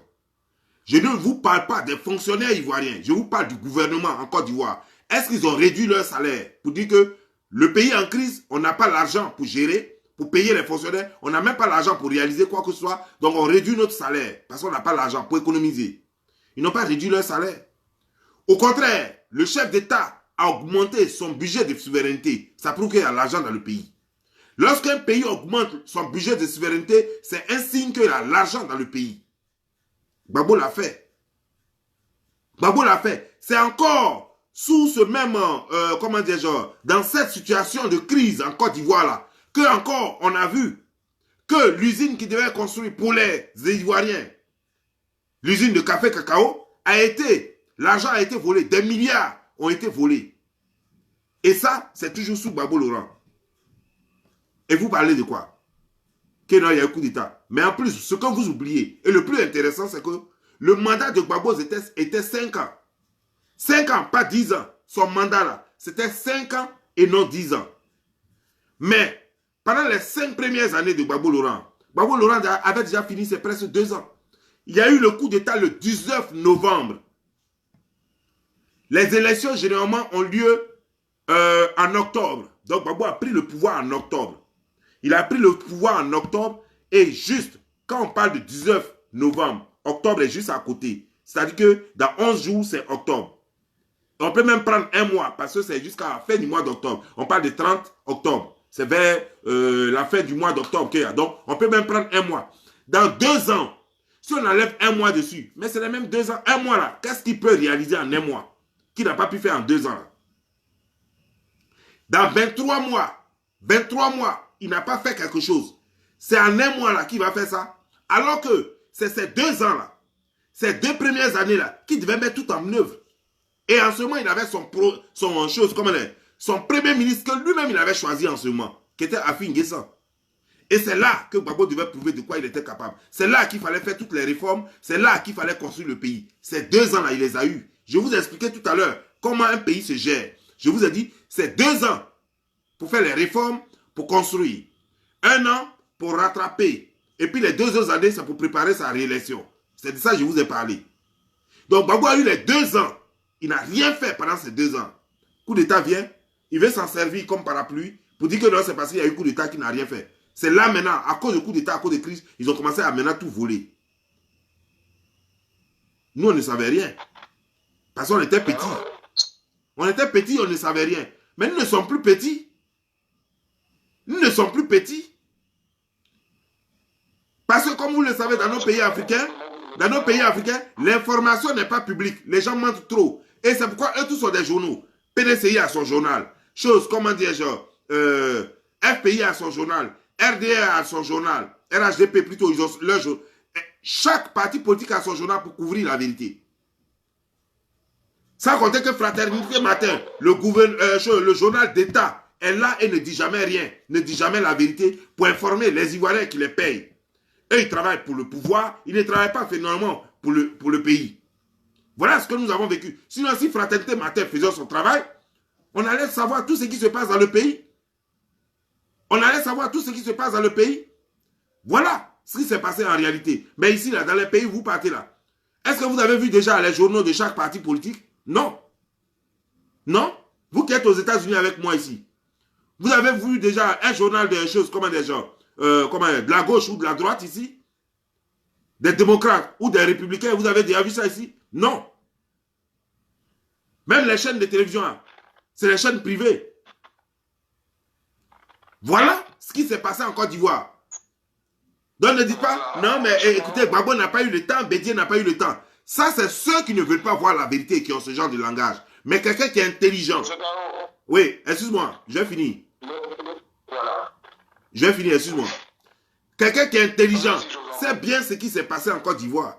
Nous savons tous ce qui s'est passé en Côte d'Ivoire. Et ce que je suis en train de faire là, ce soir, ce n'est pas faire la politique parce que je n'ai pas encore commencé. Je suis en train d'expliquer parce que les gens me posent un certain nombre de questions. Je vous ai dit, je ne parle pas politique. Mais je suis en train d'éclairer parce que aujourd'hui, là, j'ai pris cette journée d'aujourd'hui. J'ai déjà fait une vidéo un peu dans la journée pour vous dire qui je suis désormais. Et ce soir-là, j'ai permis ce petit débat-là pour faire chose. Et après, on va revenir à ce qu'on faisait avant. Parler de tout et de rien. Parce que je vous ai dit, je ne sais pas dans quel mois, en 2021, mais en 2021, c'est là réellement que je vais commencer la politique. Je vous ai dit ça. Pour l'instant, j'essaie de dire aux gens qui je suis et je demande aux gens de me joindre, de se joindre à moi plutôt, pour qu'ensemble, qu'on guérisse la Côte d'Ivoire. Continue. Frère. Ok, donc je vais répondre aux 2 questions là, en même temps rapidement. M. Bédié a hérité du pouvoir du premier président Félix Houphouët-Boigny. Ce premier président, il avait un premier ministre qui s'appelait Ouattara. Vous savez, en économie, quand on fait des systèmes, quand on fait un plan de développement pour un pays, ça se fait sur 5 ans ou 10 ans. Ouattara avait déjà fait un plan de développement pour la Côte d'Ivoire de 90 à 95. C'est ce que quand Bédié est venu s'asseoir en 93, c'est sur ça qu'il s'est assis, on pensait que ouais, ça allait. Après ça, on a vu dans lui, il ne faut rien. Les gens se sont rébellés, ils l'ont fait sortir. Ils ne voulaient pas donner l'argent des gens, ils ne voulaient pas augmenter. À l'Assemblée nationale, on a entendu Bédié, les gens se plaignaient, ils ont dit que le prix du charbon est trop, que ça a augmenté. Bédié a dit à l'Assemblée nationale, s'ils n'ont pas l'argent pour payer charbon, ils n'ont qu'à payer gaz. Quand il a dit ça, là, ça n'avait pas fait une semaine, ils l'ont fait sauter. Parce qu'il fallait rien. Bon, maintenant ça, on a fini un pédier. On vient maintenant sur Babou. Oh non, Babou, il y a rébellion qui est venue. Mais écoutez, je venais de donner cet exemple. Je vais aller terre à terre. Monsieur Giovanni, vous avez une maison. Vous prenez un gardien pour surveiller la maison. Maintenant, dans le quartier, c'est une grande cour que vous habitez. Vous prenez le gardien pour surveiller la maison. Maintenant, des bandits viennent dans le quartier.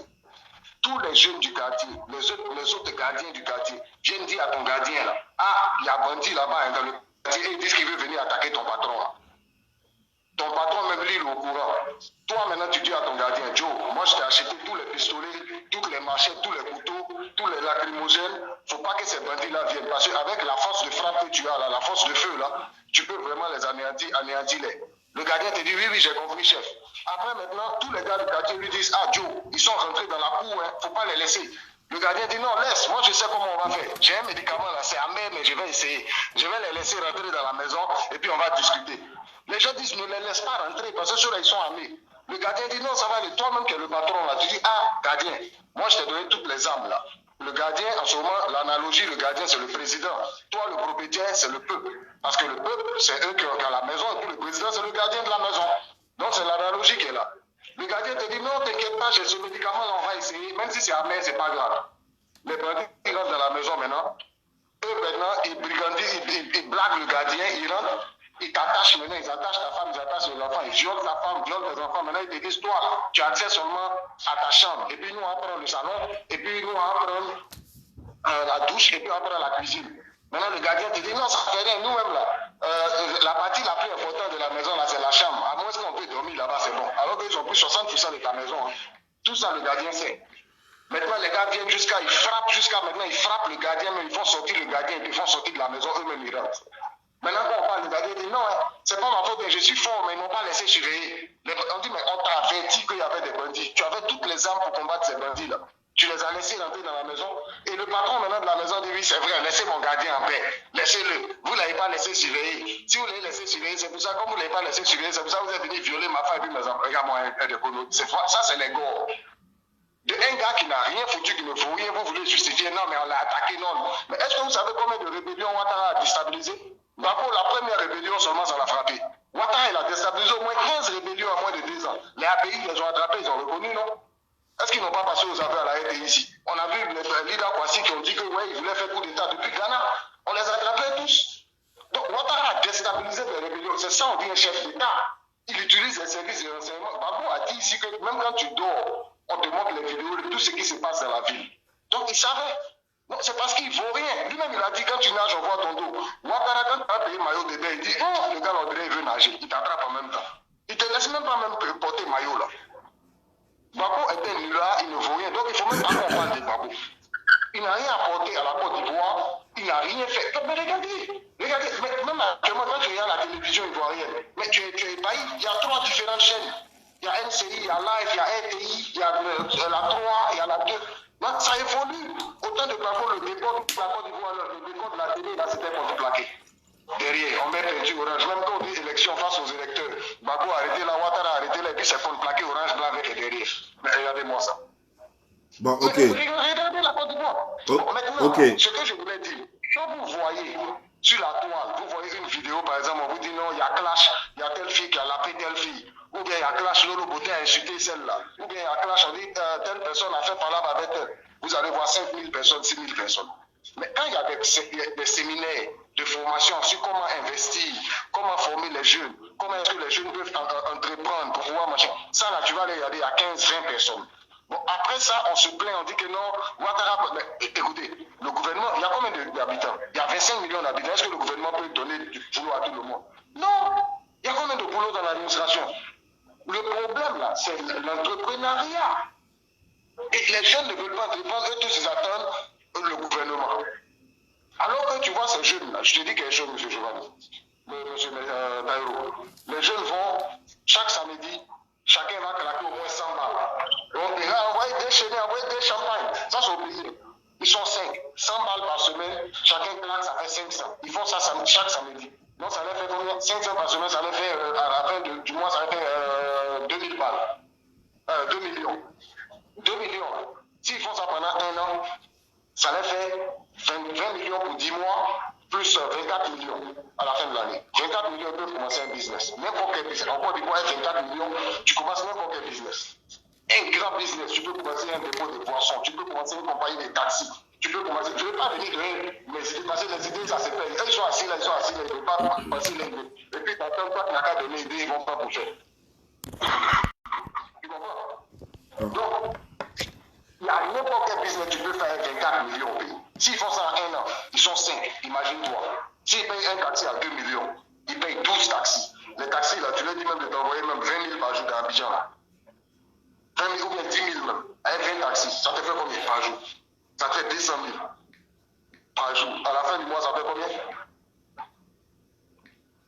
6 millions. C'est pas petit l'argent.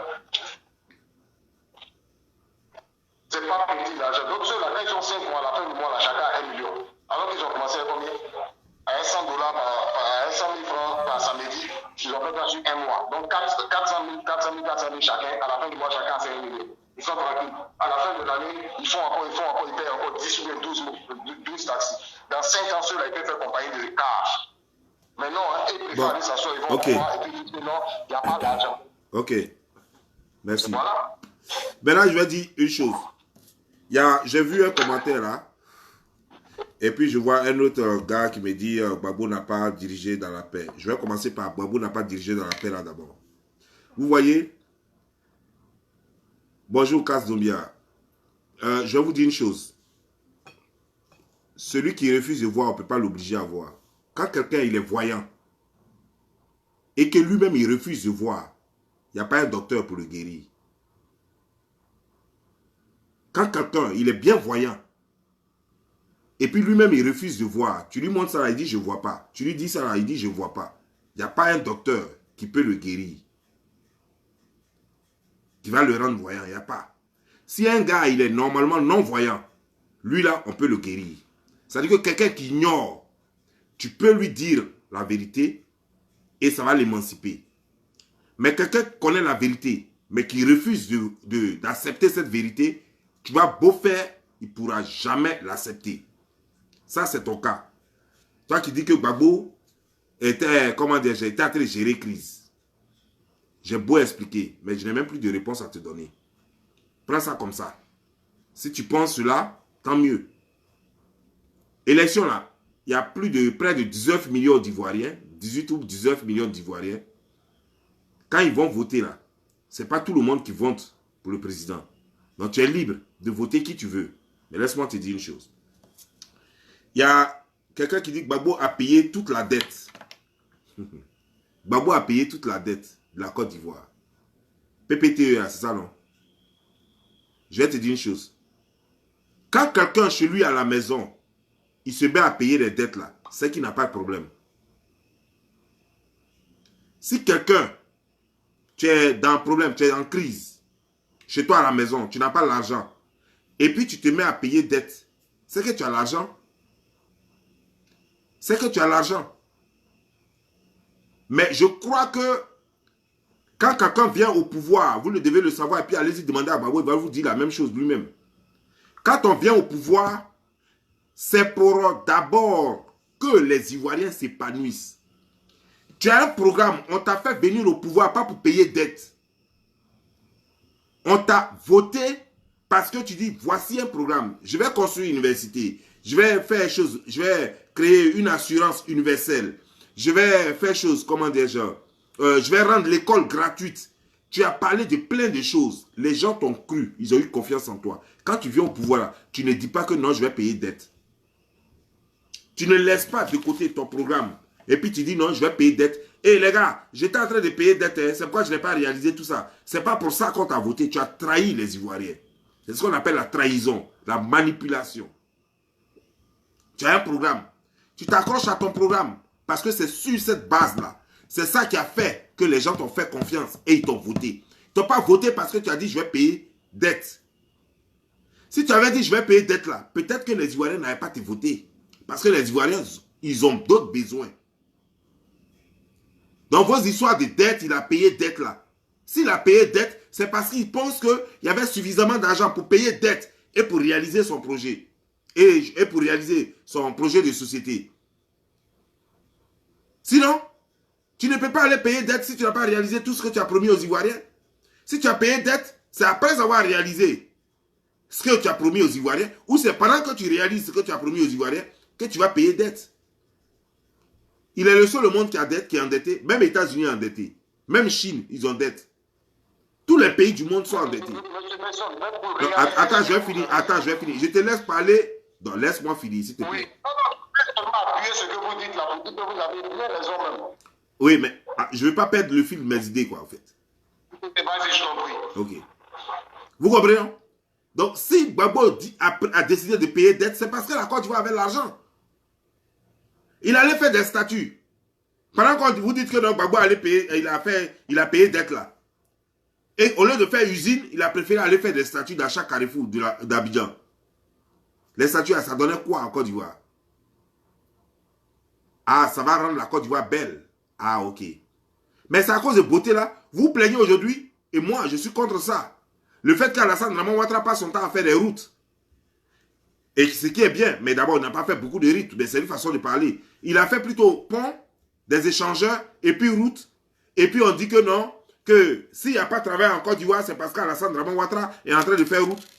Je trouve que non, cette information, elle est erronée. C'est la même chose que Gbagbo a fait. Alassane, au moins, il a fait route et pont. Ce qui est encore bénéfique pour les Ivoiriens. Mais quand on compare statut, et puis on compare pont avec route là, qu'est-ce qui est mieux? Route encore mieux que statut. Statut là, on va faire quoi avec statut? Il allait mettre à l'aéroport là, statut qu'il a mis à l'aéroport là, ça a servi à quoi? Les étrangers vont venir, vont boire, ils vont voir, et puis est-ce qu'ils payent l'argent quand ils voient là?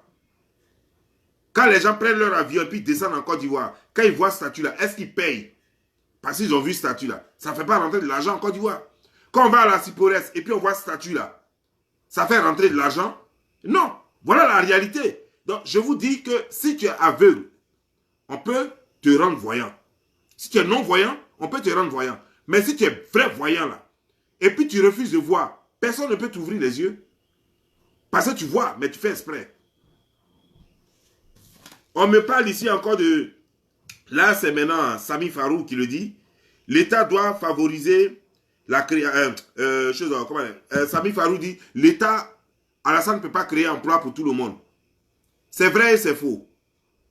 C'est vrai et c'est faux. Je vais te dire pourquoi d'abord. Je te dis d'abord, c'est vrai. C'est vrai parce que les Ivoiriens, dans chaque pays, les gens doivent se prendre en charge. C'est-à-dire qu'eux-mêmes doivent créer les emplois.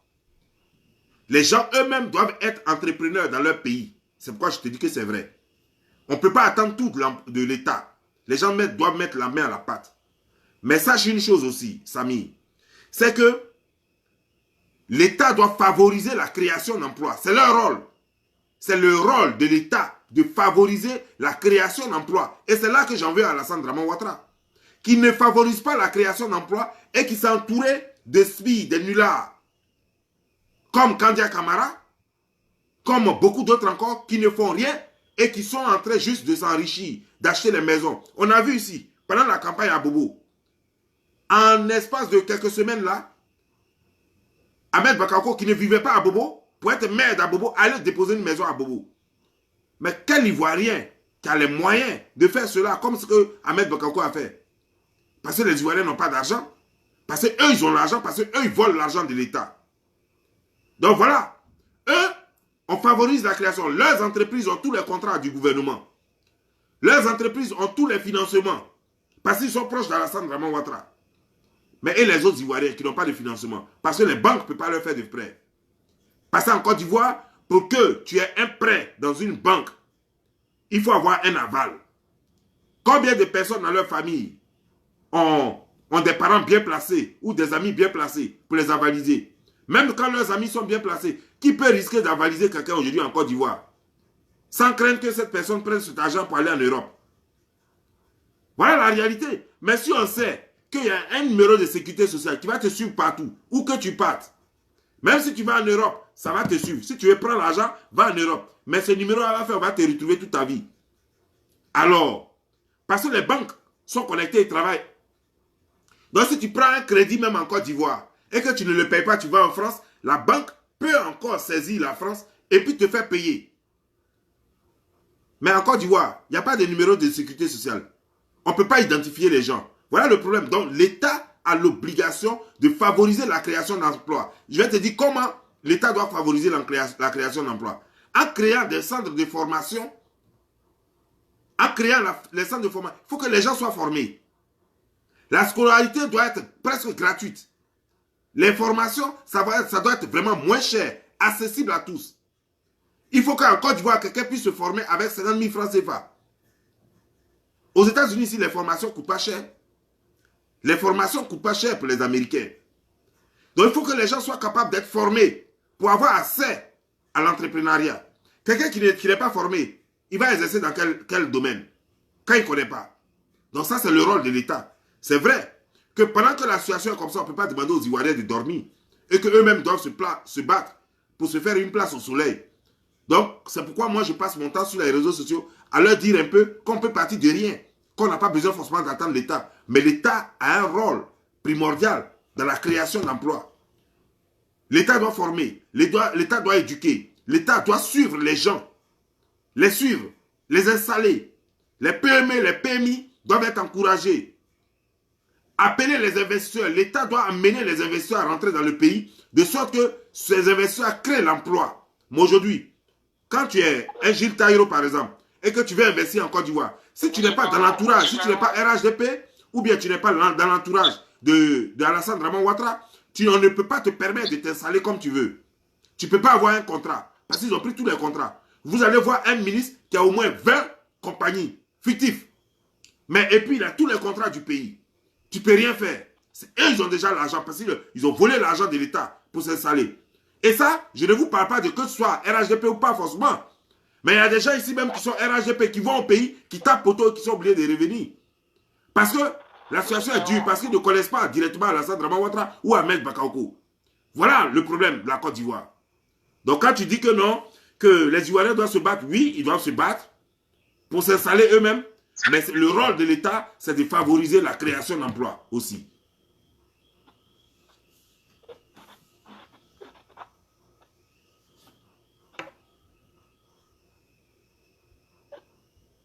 Monsieur Claro. Oui. Ok. Je voudrais me prononcer sur ce que vous avez dit. Oui, allez-y. Ok. Donc, je suis totalement d'accord avec vous, mais pour répondre à vos questions, pour dire que, pour parler de la création d'emplois par le gouvernement et la favorisation, je veux vous dire que le premier mandat et les deux premiers mandats, le premier mandat était basé sur, quand même, parce que vous savez que tous les secteurs d'activité étaient ruinés, nous n'avions pas de route. Même Babo pleurait quand il disait qu'il n'y avait pas de route en Côte d'Ivoire. Il disait lui-même, le problème de la Côte d'Ivoire, c'est les routes, et puis il pleurait. Mais les routes, attends, là je t'arrête un peu. Les routes ont été cassées par qui? Par Alassane Draman Ouattara et ses SBI et ses rebelles. J'ai une vidéo ici où Alassane Draman Ouattara a reconnu que les rebelles sont... C'est eux qui ont lancé les obus sur les routes. Aussi à détériorer. Mais je veux dire, monsieur Messon, oui. Monsieur Taïro, moi, je ne peux pas cautionner que ce soit monsieur Ouattara qui soit parrainé la rébellion parce que monsieur Guillaume Soro a dit que c'est lui qui donnait l'argent à monsieur Ouattara. Non. Guillaume Soro était... Selon Guillaume a dit qu'il est le père de la rébellion. C'est-à-dire qu'il est le chef de la rébellion. Mais Alassane Draman Ouattara a dit aussi, je te dis qu'il y a deux personnes qui ont revendiqué cette rébellion. Alassane Draman Ouattara et Gérard Vidéo, la vidéo a été faite en anglais. Vous savez quand Alassane Draman Ouattara, ce qui est bien, c'est que quand lui parle aux chaînes des étrangers, surtout aux chaînes américaines, il s'exprime en anglais. Et cette vidéo, elle est en anglais, où Alassane Draman Ouattara reconnaît. Il a dit que my army, où il disait aux journalistes. Voilà, my army. Il sait très bien, il a un doctorat et c'est ici. C'est ici aux États-Unis qu'il a eu le doctorat. Donc quand il dit my army, take over, ça veut dire clairement que c'est mon armée. Donc il reconnaît que la rébellion est sa rébellion. Vous savez que souvent, M. Ouattara, quand il parle un peu l'anglais, là, il tâtonne un peu, il peut mélanger un peu les mots. Non, il n'a pas mélangé les mots. Non. Faut pas lui prêter des circonstances. Non. Là, ça a de la mauvaise foi, là. Le monsieur a dit quelque chose et il n'a jamais fait une autre vidéo pour dire que je me suis trompé. Il n'a jamais fait une autre interview pour dire que je me suis trompé. Donc, faut pas dire que non, il s'est trompé. Bon, ça, je peux vous le concevoir. Mais ce que moi je dis, il y a quelqu'un qui a écrit un livre qui dit que c'est lui qui a été rebelle. La personne dit que Ouattara n'avait pas l'argent, c'est lui qui donnait l'argent. Mais la rébellion a été revendiquée par deux personnes. Donc, on prend les deux personnes comme chef. Le rôle que chacun a joué, on ne connaît pas. L'autre dit c'est mon armée, l'autre dit c'est mon armée. C'est clair. Celui-même qui a créé cette rébellion a dit qu'il n'a pas reçu un 5 francs d'un homme politique ivoirien. Il dit que c'est Kadhafi. Nous savons tous que c'est pas Soro Guillaume qui a financé cette rébellion. Ça c'est clair, nous le savons. Il dirigeait la rébellion, mais il n'a pas financé la rébellion. Avec Blaise Compaoré qui lui donnait l'argent. Vous savez que Blaise Compaoré a joué un rôle parce que lui, il voulait s'évanger de Bafo. Je dis, moi je veux parler avec preuve. Moi je dis, l'âge que j'ai là ne me permet plus d'accuser les gens à tort. Parce qu'aujourd'hui, là, tu accuses quelqu'un à tort, ça va devant les tribunaux. Non, moi je n'accuse pas. Je dis que IB a dit dans une de ses vidéos qu'il a reçu l'argent de Kadhafi et de un de ses amis libanais. Oui, ça c'est IB qui a reçu ça. Mais nous parlons de la rébellion. Quand tu parles de Blaise Compaoré à donner l'argent à Soro Guillaume, moi je n'ai pas preuve de cela. Non, moi je ne parle pas de ça. Je dis Blaise Compaoré a donné l'argent à Gbagbo Laurent. 20 millions par mois. Ah, ok, à Gbagbo Laurent, oui, ça on sait ça parce qu'il y a Doza qui a dit ça. Il y a Doza qui a dit ça, donc ça aussi c'est une preuve. Mais ce que je suis en train de dire, ce que je suis en train de dire, c'est que Alassane Draman Ouattara dit que c'était son armée et Soro Diop dit que c'était son armée. Moi, ce que je sais, c'est qu'il y a une troisième vidéo encore qui tire tout au clair où des gens, où Kone Zakaria a dit que Monica Mlafani Sala a tombé Alassane Draman Ouattara lié. Ça veut dire quoi? Que celui qui a payé les armes, son nom, c'est Alassane Draman Ouattara. Ça fait une troisième personne qui vient mettre tout le monde d'accord. Alassane Draman Ouattara lui-même dit que c'est sa rébellion, c'est son armée. Soro Guillaume dit qu'il est le chef de la rébellion. C'est lui son armée aussi. Il y a une troisième personne qui dit que c'est celui qui a payé les armes, c'est Alassane Draman Ouattara. Pourquoi Alassane Draman Ouattara a dit que c'est son armée là? C'est lui seul qui connaît. Pourquoi il a dit là? Qu'il a financé ou pas? Comment est-ce que c'est son armée là? C'est lui qui connaît, il va dire. Non, en tout cas, voilà, M. Giovanni, M. Messon. Bon, pour le financement des projets pour l'entrepreneuriat, vous savez, le gouvernement a entrepris ce qu'on appelle le fonds d'appui et de soutien à l'investissement des jeunes. Ce qu'on appelle le FASI. Et il y a eu le FASI 1, il y a eu le FASI 2 et ils ont introduit encore le FASI 3. Et on finance des jeunes, c'est même pas des trucs à remboursement, ça va à partir de 500 000, les filles qui vendent les galettes en locaux, machin, on leur donne jusqu'à 500 000. Et ça s'est passé dans toutes les régions de la Côte d'Ivoire, dans toutes les villes de la Côte d'Ivoire, sous l'égide du ministre de la Jeunesse et de la promotion des jeunes, Mamadou Touré. Et ils ont même donné les noms parce qu'ils disaient que les gens se plaignaient et disent qu'ils n'ont pas l'argent. Et ils ont renvoyé même un gars, je crois que c'était à Divo, qui avait bouffé l'argent des gens, il faisait payer les gens. Je ne sais pas si c'est Divo ou bien Lakota, un truc comme ça. Les gens qui avaient accès à ce financement, lui, il les faisait payer de l'argent avant de prendre l'argent. Et ils l'ont même renvoyé, ils l'ont mis en prison. Et ce truc-là, les gens donnaient les noms en direct parce qu'il y avait des jeunes qui se cachaient, qui disent qu'ils n'ont pas reçu. Donc le ministre a dit, lui, il va donner la liste en direct. Et quand tu vas sur le centre, sur le website du gouvernement, tu vas sur FASI, gouvernement 2020, tu vas voir la liste même de tous ceux qui ont bénéficié. Et les gens ont bénéficié. On va des financements, ça va de 200 000, 100 000 jusqu'à 1 million, 10 millions, ça dépend des business. Je suis au courant de ça. Moi-même, j'ai publié ça une fois. Je suis au courant de ça. Moi-même, j'ai publié ça une fois sur mon ancienne page. Voilà, et ça, c'est dans le formel. Et ceux qui sont dans le formel, eux, ils vont dans un financement de 5 jusqu'à 100 millions. Mais vous savez, au pays, les gens, ils aiment rester dans l'informel. Ils n'ont pas de compte bancaire, ils ne veulent pas payer des impôts. Mais c'est un mauvais investissement, ce qu'a Alassane Draman Ouattara. C'est pourquoi je te dis qu'un gouvernement doit toujours s'accompagner de technocrates. Il faut réfléchir. Oui, c'est ce qu'ils font. Attends, non. C'est faux, ça. Tu donnes l'argent à des gens sans suivi. Tu veux qu'ils fassent quoi? Tu donnes l'argent à des gens sans formation. Les gens vont venir, vont te dire, j'ai fait cabine, j'ai fait ceci, cela. Non, en fait, on les forme. En fait, je t'explique, je viens avec la formation. Ça, d'abord, c'est le financement des entrepreneurs qui ont déjà des business et qui ont été ralentis par rapport au Covid et tout ça. On leur donne encore des fonds, encore d'appui. Maintenant, il y a le fonds du Covid, il y a le fonds du financement. Et puis maintenant, je vous dis un autre truc. Il y a un autre truc qui est investi maintenant dans le programme où il y aura des centres de formation dans toutes les villes de la Côte d'Ivoire. Comme le centre, par exemple, Mohamed IV qui est à Abidjan. Tu me parles de ce qui va être fait ou ce qui est fait? Non, ce qui va être fait. Non, parlons de ce qui est fait. Parce que ce qui va être fait, pour moi, c'est juste des paroles. S'il te plaît, monsieur Sabi. Parlons de ce qui est fait. Parce que ce qui n'est pas encore fait... Ce n'est pas que je vous parle. Je vous parle de ce qui est fait maintenant. Les centres de formation de mécanique qui sont à Port-Boué, où maintenant les jeunes travaillent maintenant sur des vrais moteurs de 2000, Mais la Côte d'Ivoire ne se résume pas à Port-Boué, mon frère.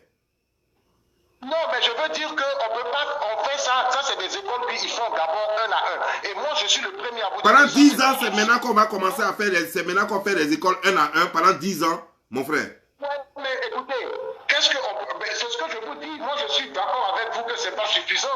Je suis d'accord, mais comme on dit là, 1 est mieux que 0. Ceux qui étaient là, ils ont fait 0. Lui qui est là, il fait 1. Si nous on a besoin de 10 actuellement, mais un qui est là, on va dire comme ça et puis on va énoncer jusqu'à ce qu'il fasse tout. Parce que comme je vous disais, ces projets-là, ils sont en train d'être faits en ce moment. Il y a un autre machin où ils sont en train de faire maintenant, comme je vous dis là, des écoles, des centres de formation dans toutes les villes pour que les jeunes aient accès à la formation. Parce que même le président Ouattara a dit tout dernièrement, dans son discours tout dernièrement, quand il a été machin là, quand il a été sworn in, comment on dit ça en français là, quand on a intronisé là, investi pour président là. À son investiture. L'investiture, voilà. Il faut qu'on fasse la formation des jeunes parce qu'il y a beaucoup de jeunes qui ne finissent pas tous à l'école.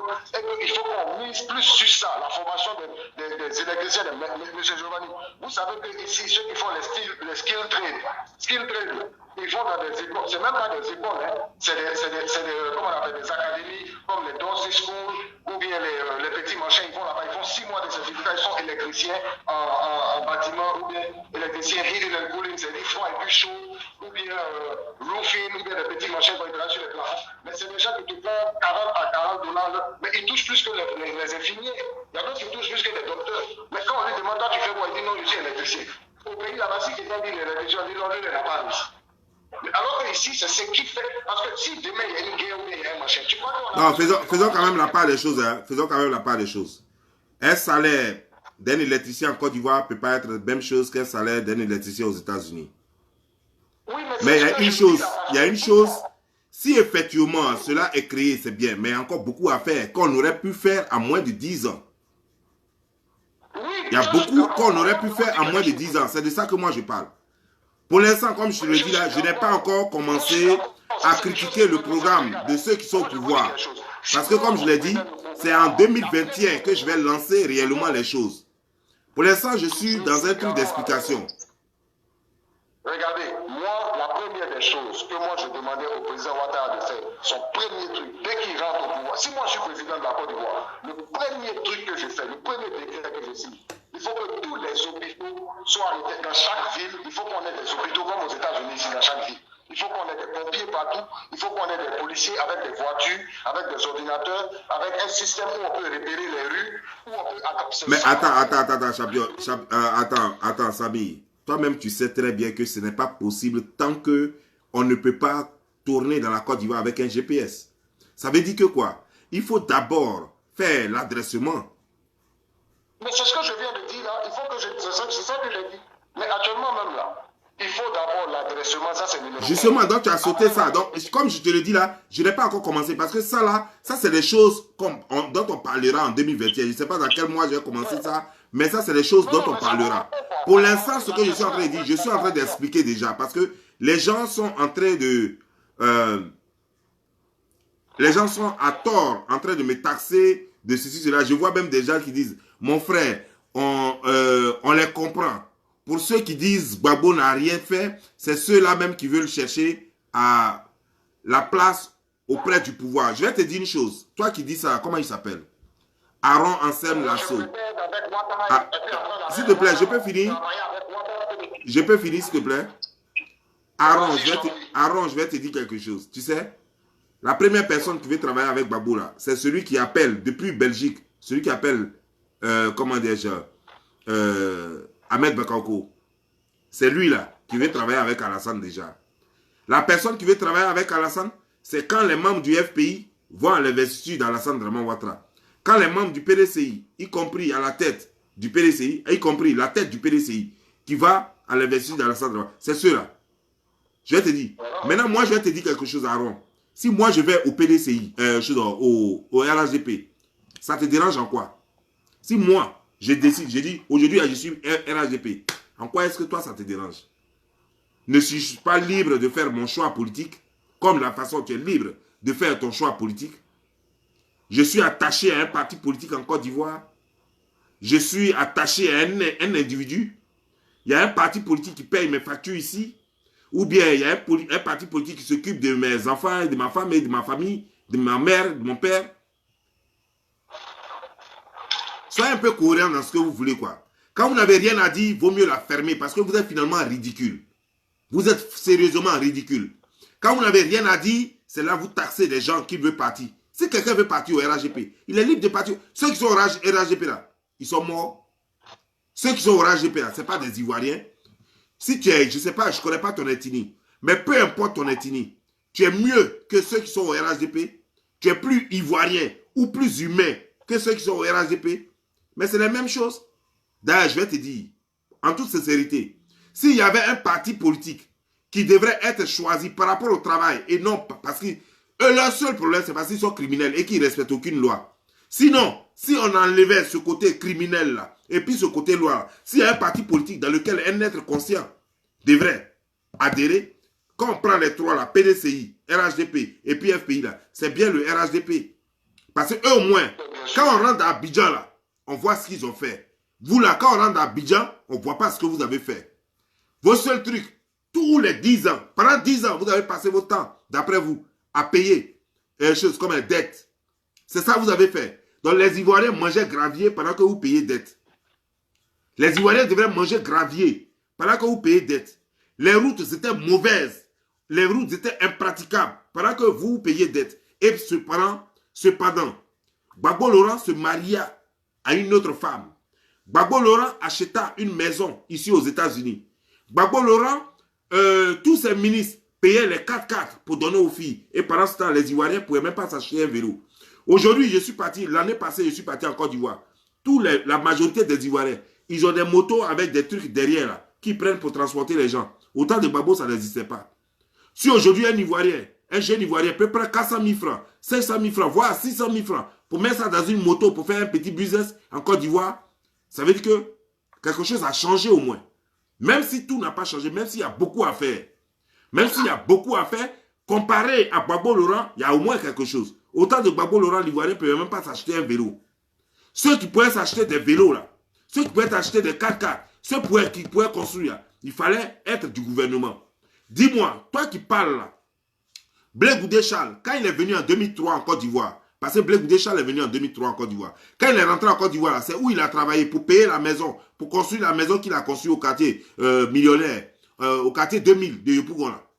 Il a travaillé où pour construire ça? Ben pourtant, il a construit la maison avec l'argent, une villa. C'est même pas juste maison, 2 chambres, salon. C'est une villa qu'il a construite. Blé Goudé, il travaillait où pour avoir les gardes des corps et les 4x4 autour de lui? Les policiers qui étaient là, qui les payaient? Les gens qui étaient chez lui tous les jours, qui se lèvent matin de chez eux, qui viennent à 6 h du matin chez lui, là, qui les payait? C'est l'argent des Ivoiriens. Donc quand tu parles, si tu veux, tu t'achètes une cervelle. Si tu ne peux pas t'acheter une cervelle, va dormir, bois ta bière et puis dors, ronfle. Tu comprends? Il ne faut pas emmerder les gens ici. Parce qu'il ne faut pas parler aux gens comme si les gens ne vivaient pas en Côte d'Ivoire. Ou comme si on ne savait pas ce qui s'est passé dans Côte d'Ivoire. Là. Tu comprends bien, non? Il ne faut pas faire ça. Il faut être honnête. Si tu veux le progrès, c'est dans l'honnêteté qu'on peut avancer. S'il y a des gens qui sont très hypocrites, des gens qui sont très malhonnêtes, on ne pourra jamais avancer. Et apparemment, vous êtes très malhonnête. On dit qu'on reproche beaucoup de choses à Alassane Draman Ouattara. Son côté criminel et son côté du non-respect des lois, son côté d'enlever les Ivoiriens, son côté de tuer les Ivoiriens intempestivement. Ça, on lui reproche ça. Son manque de favoriser l'emploi. Il y a plein de choses qu'on reproche à Alassane Draman Ouattara.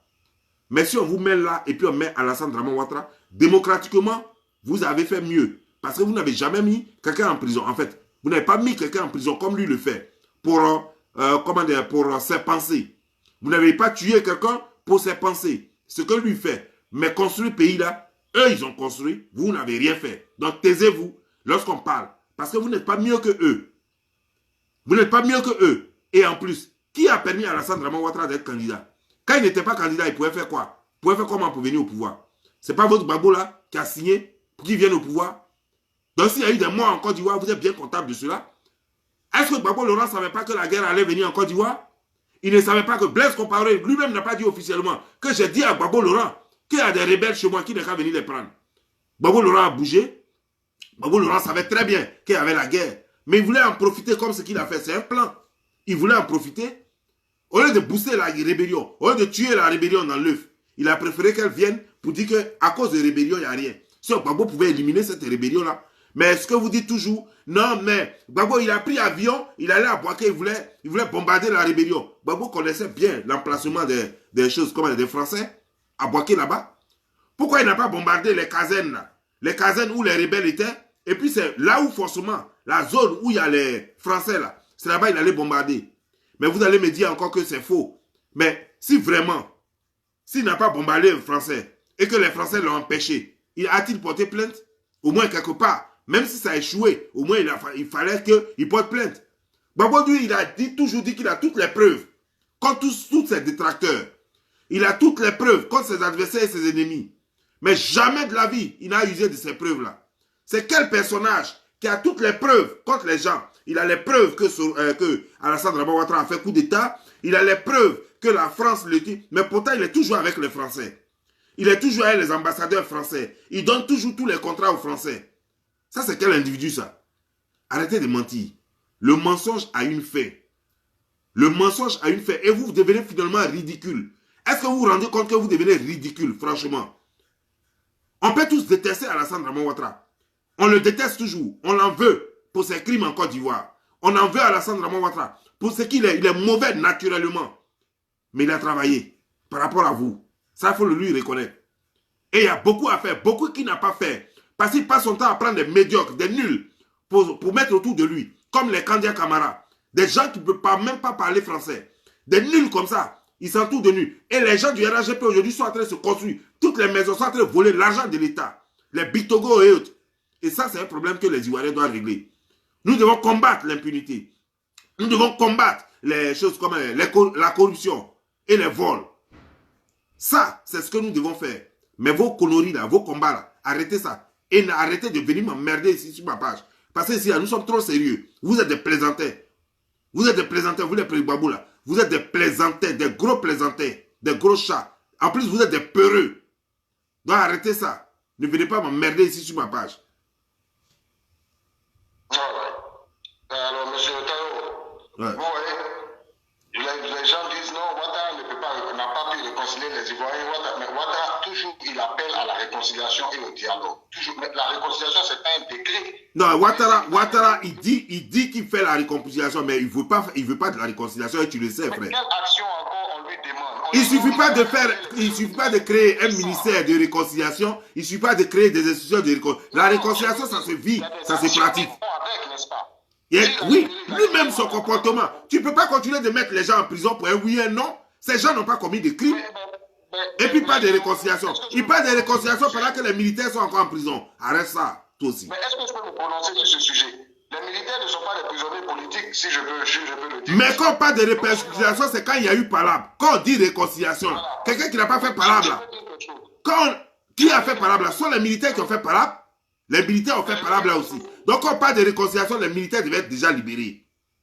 On ne peut pas dire que non, il y a réconciliation, on libère les civils, mais les militaires doivent être en prison. Pourquoi? Arrête ça, toi aussi. Il y a combien de militaires en ce moment en prison? Je crois qu'en Côte d'Ivoire, actuellement, il y a combien de militaires en prison? Peu importe le nom, je ne connais même pas leur nom. Je n'ai même pas pris la peine même de chercher à connaître leur nom. Si on se réfère des autres comme ABI, eux, ils ont avoué faire un coup d'État après la crise post-électorale, ils ont été pris. Seka, il a été jugé dans l'affaire de Gueye. C'était lui qui avait tué Gueye. J'ai dit, quand on parle de réconciliation là, tous ceux qui ont d'une façon ou d'une autre ont participé à cette guerre en Côte d'Ivoire devraient être libres. Et ce n'est pas le cas. Mais ils ont libéré 800 à la Maca là-bas. Tu ne mets pas de 800. Aucun militaire n'a été libéré. Aucun militaire. Ils ont libéré 800 civils. 800 civils. Aucun militaire n'a été libéré. Je suis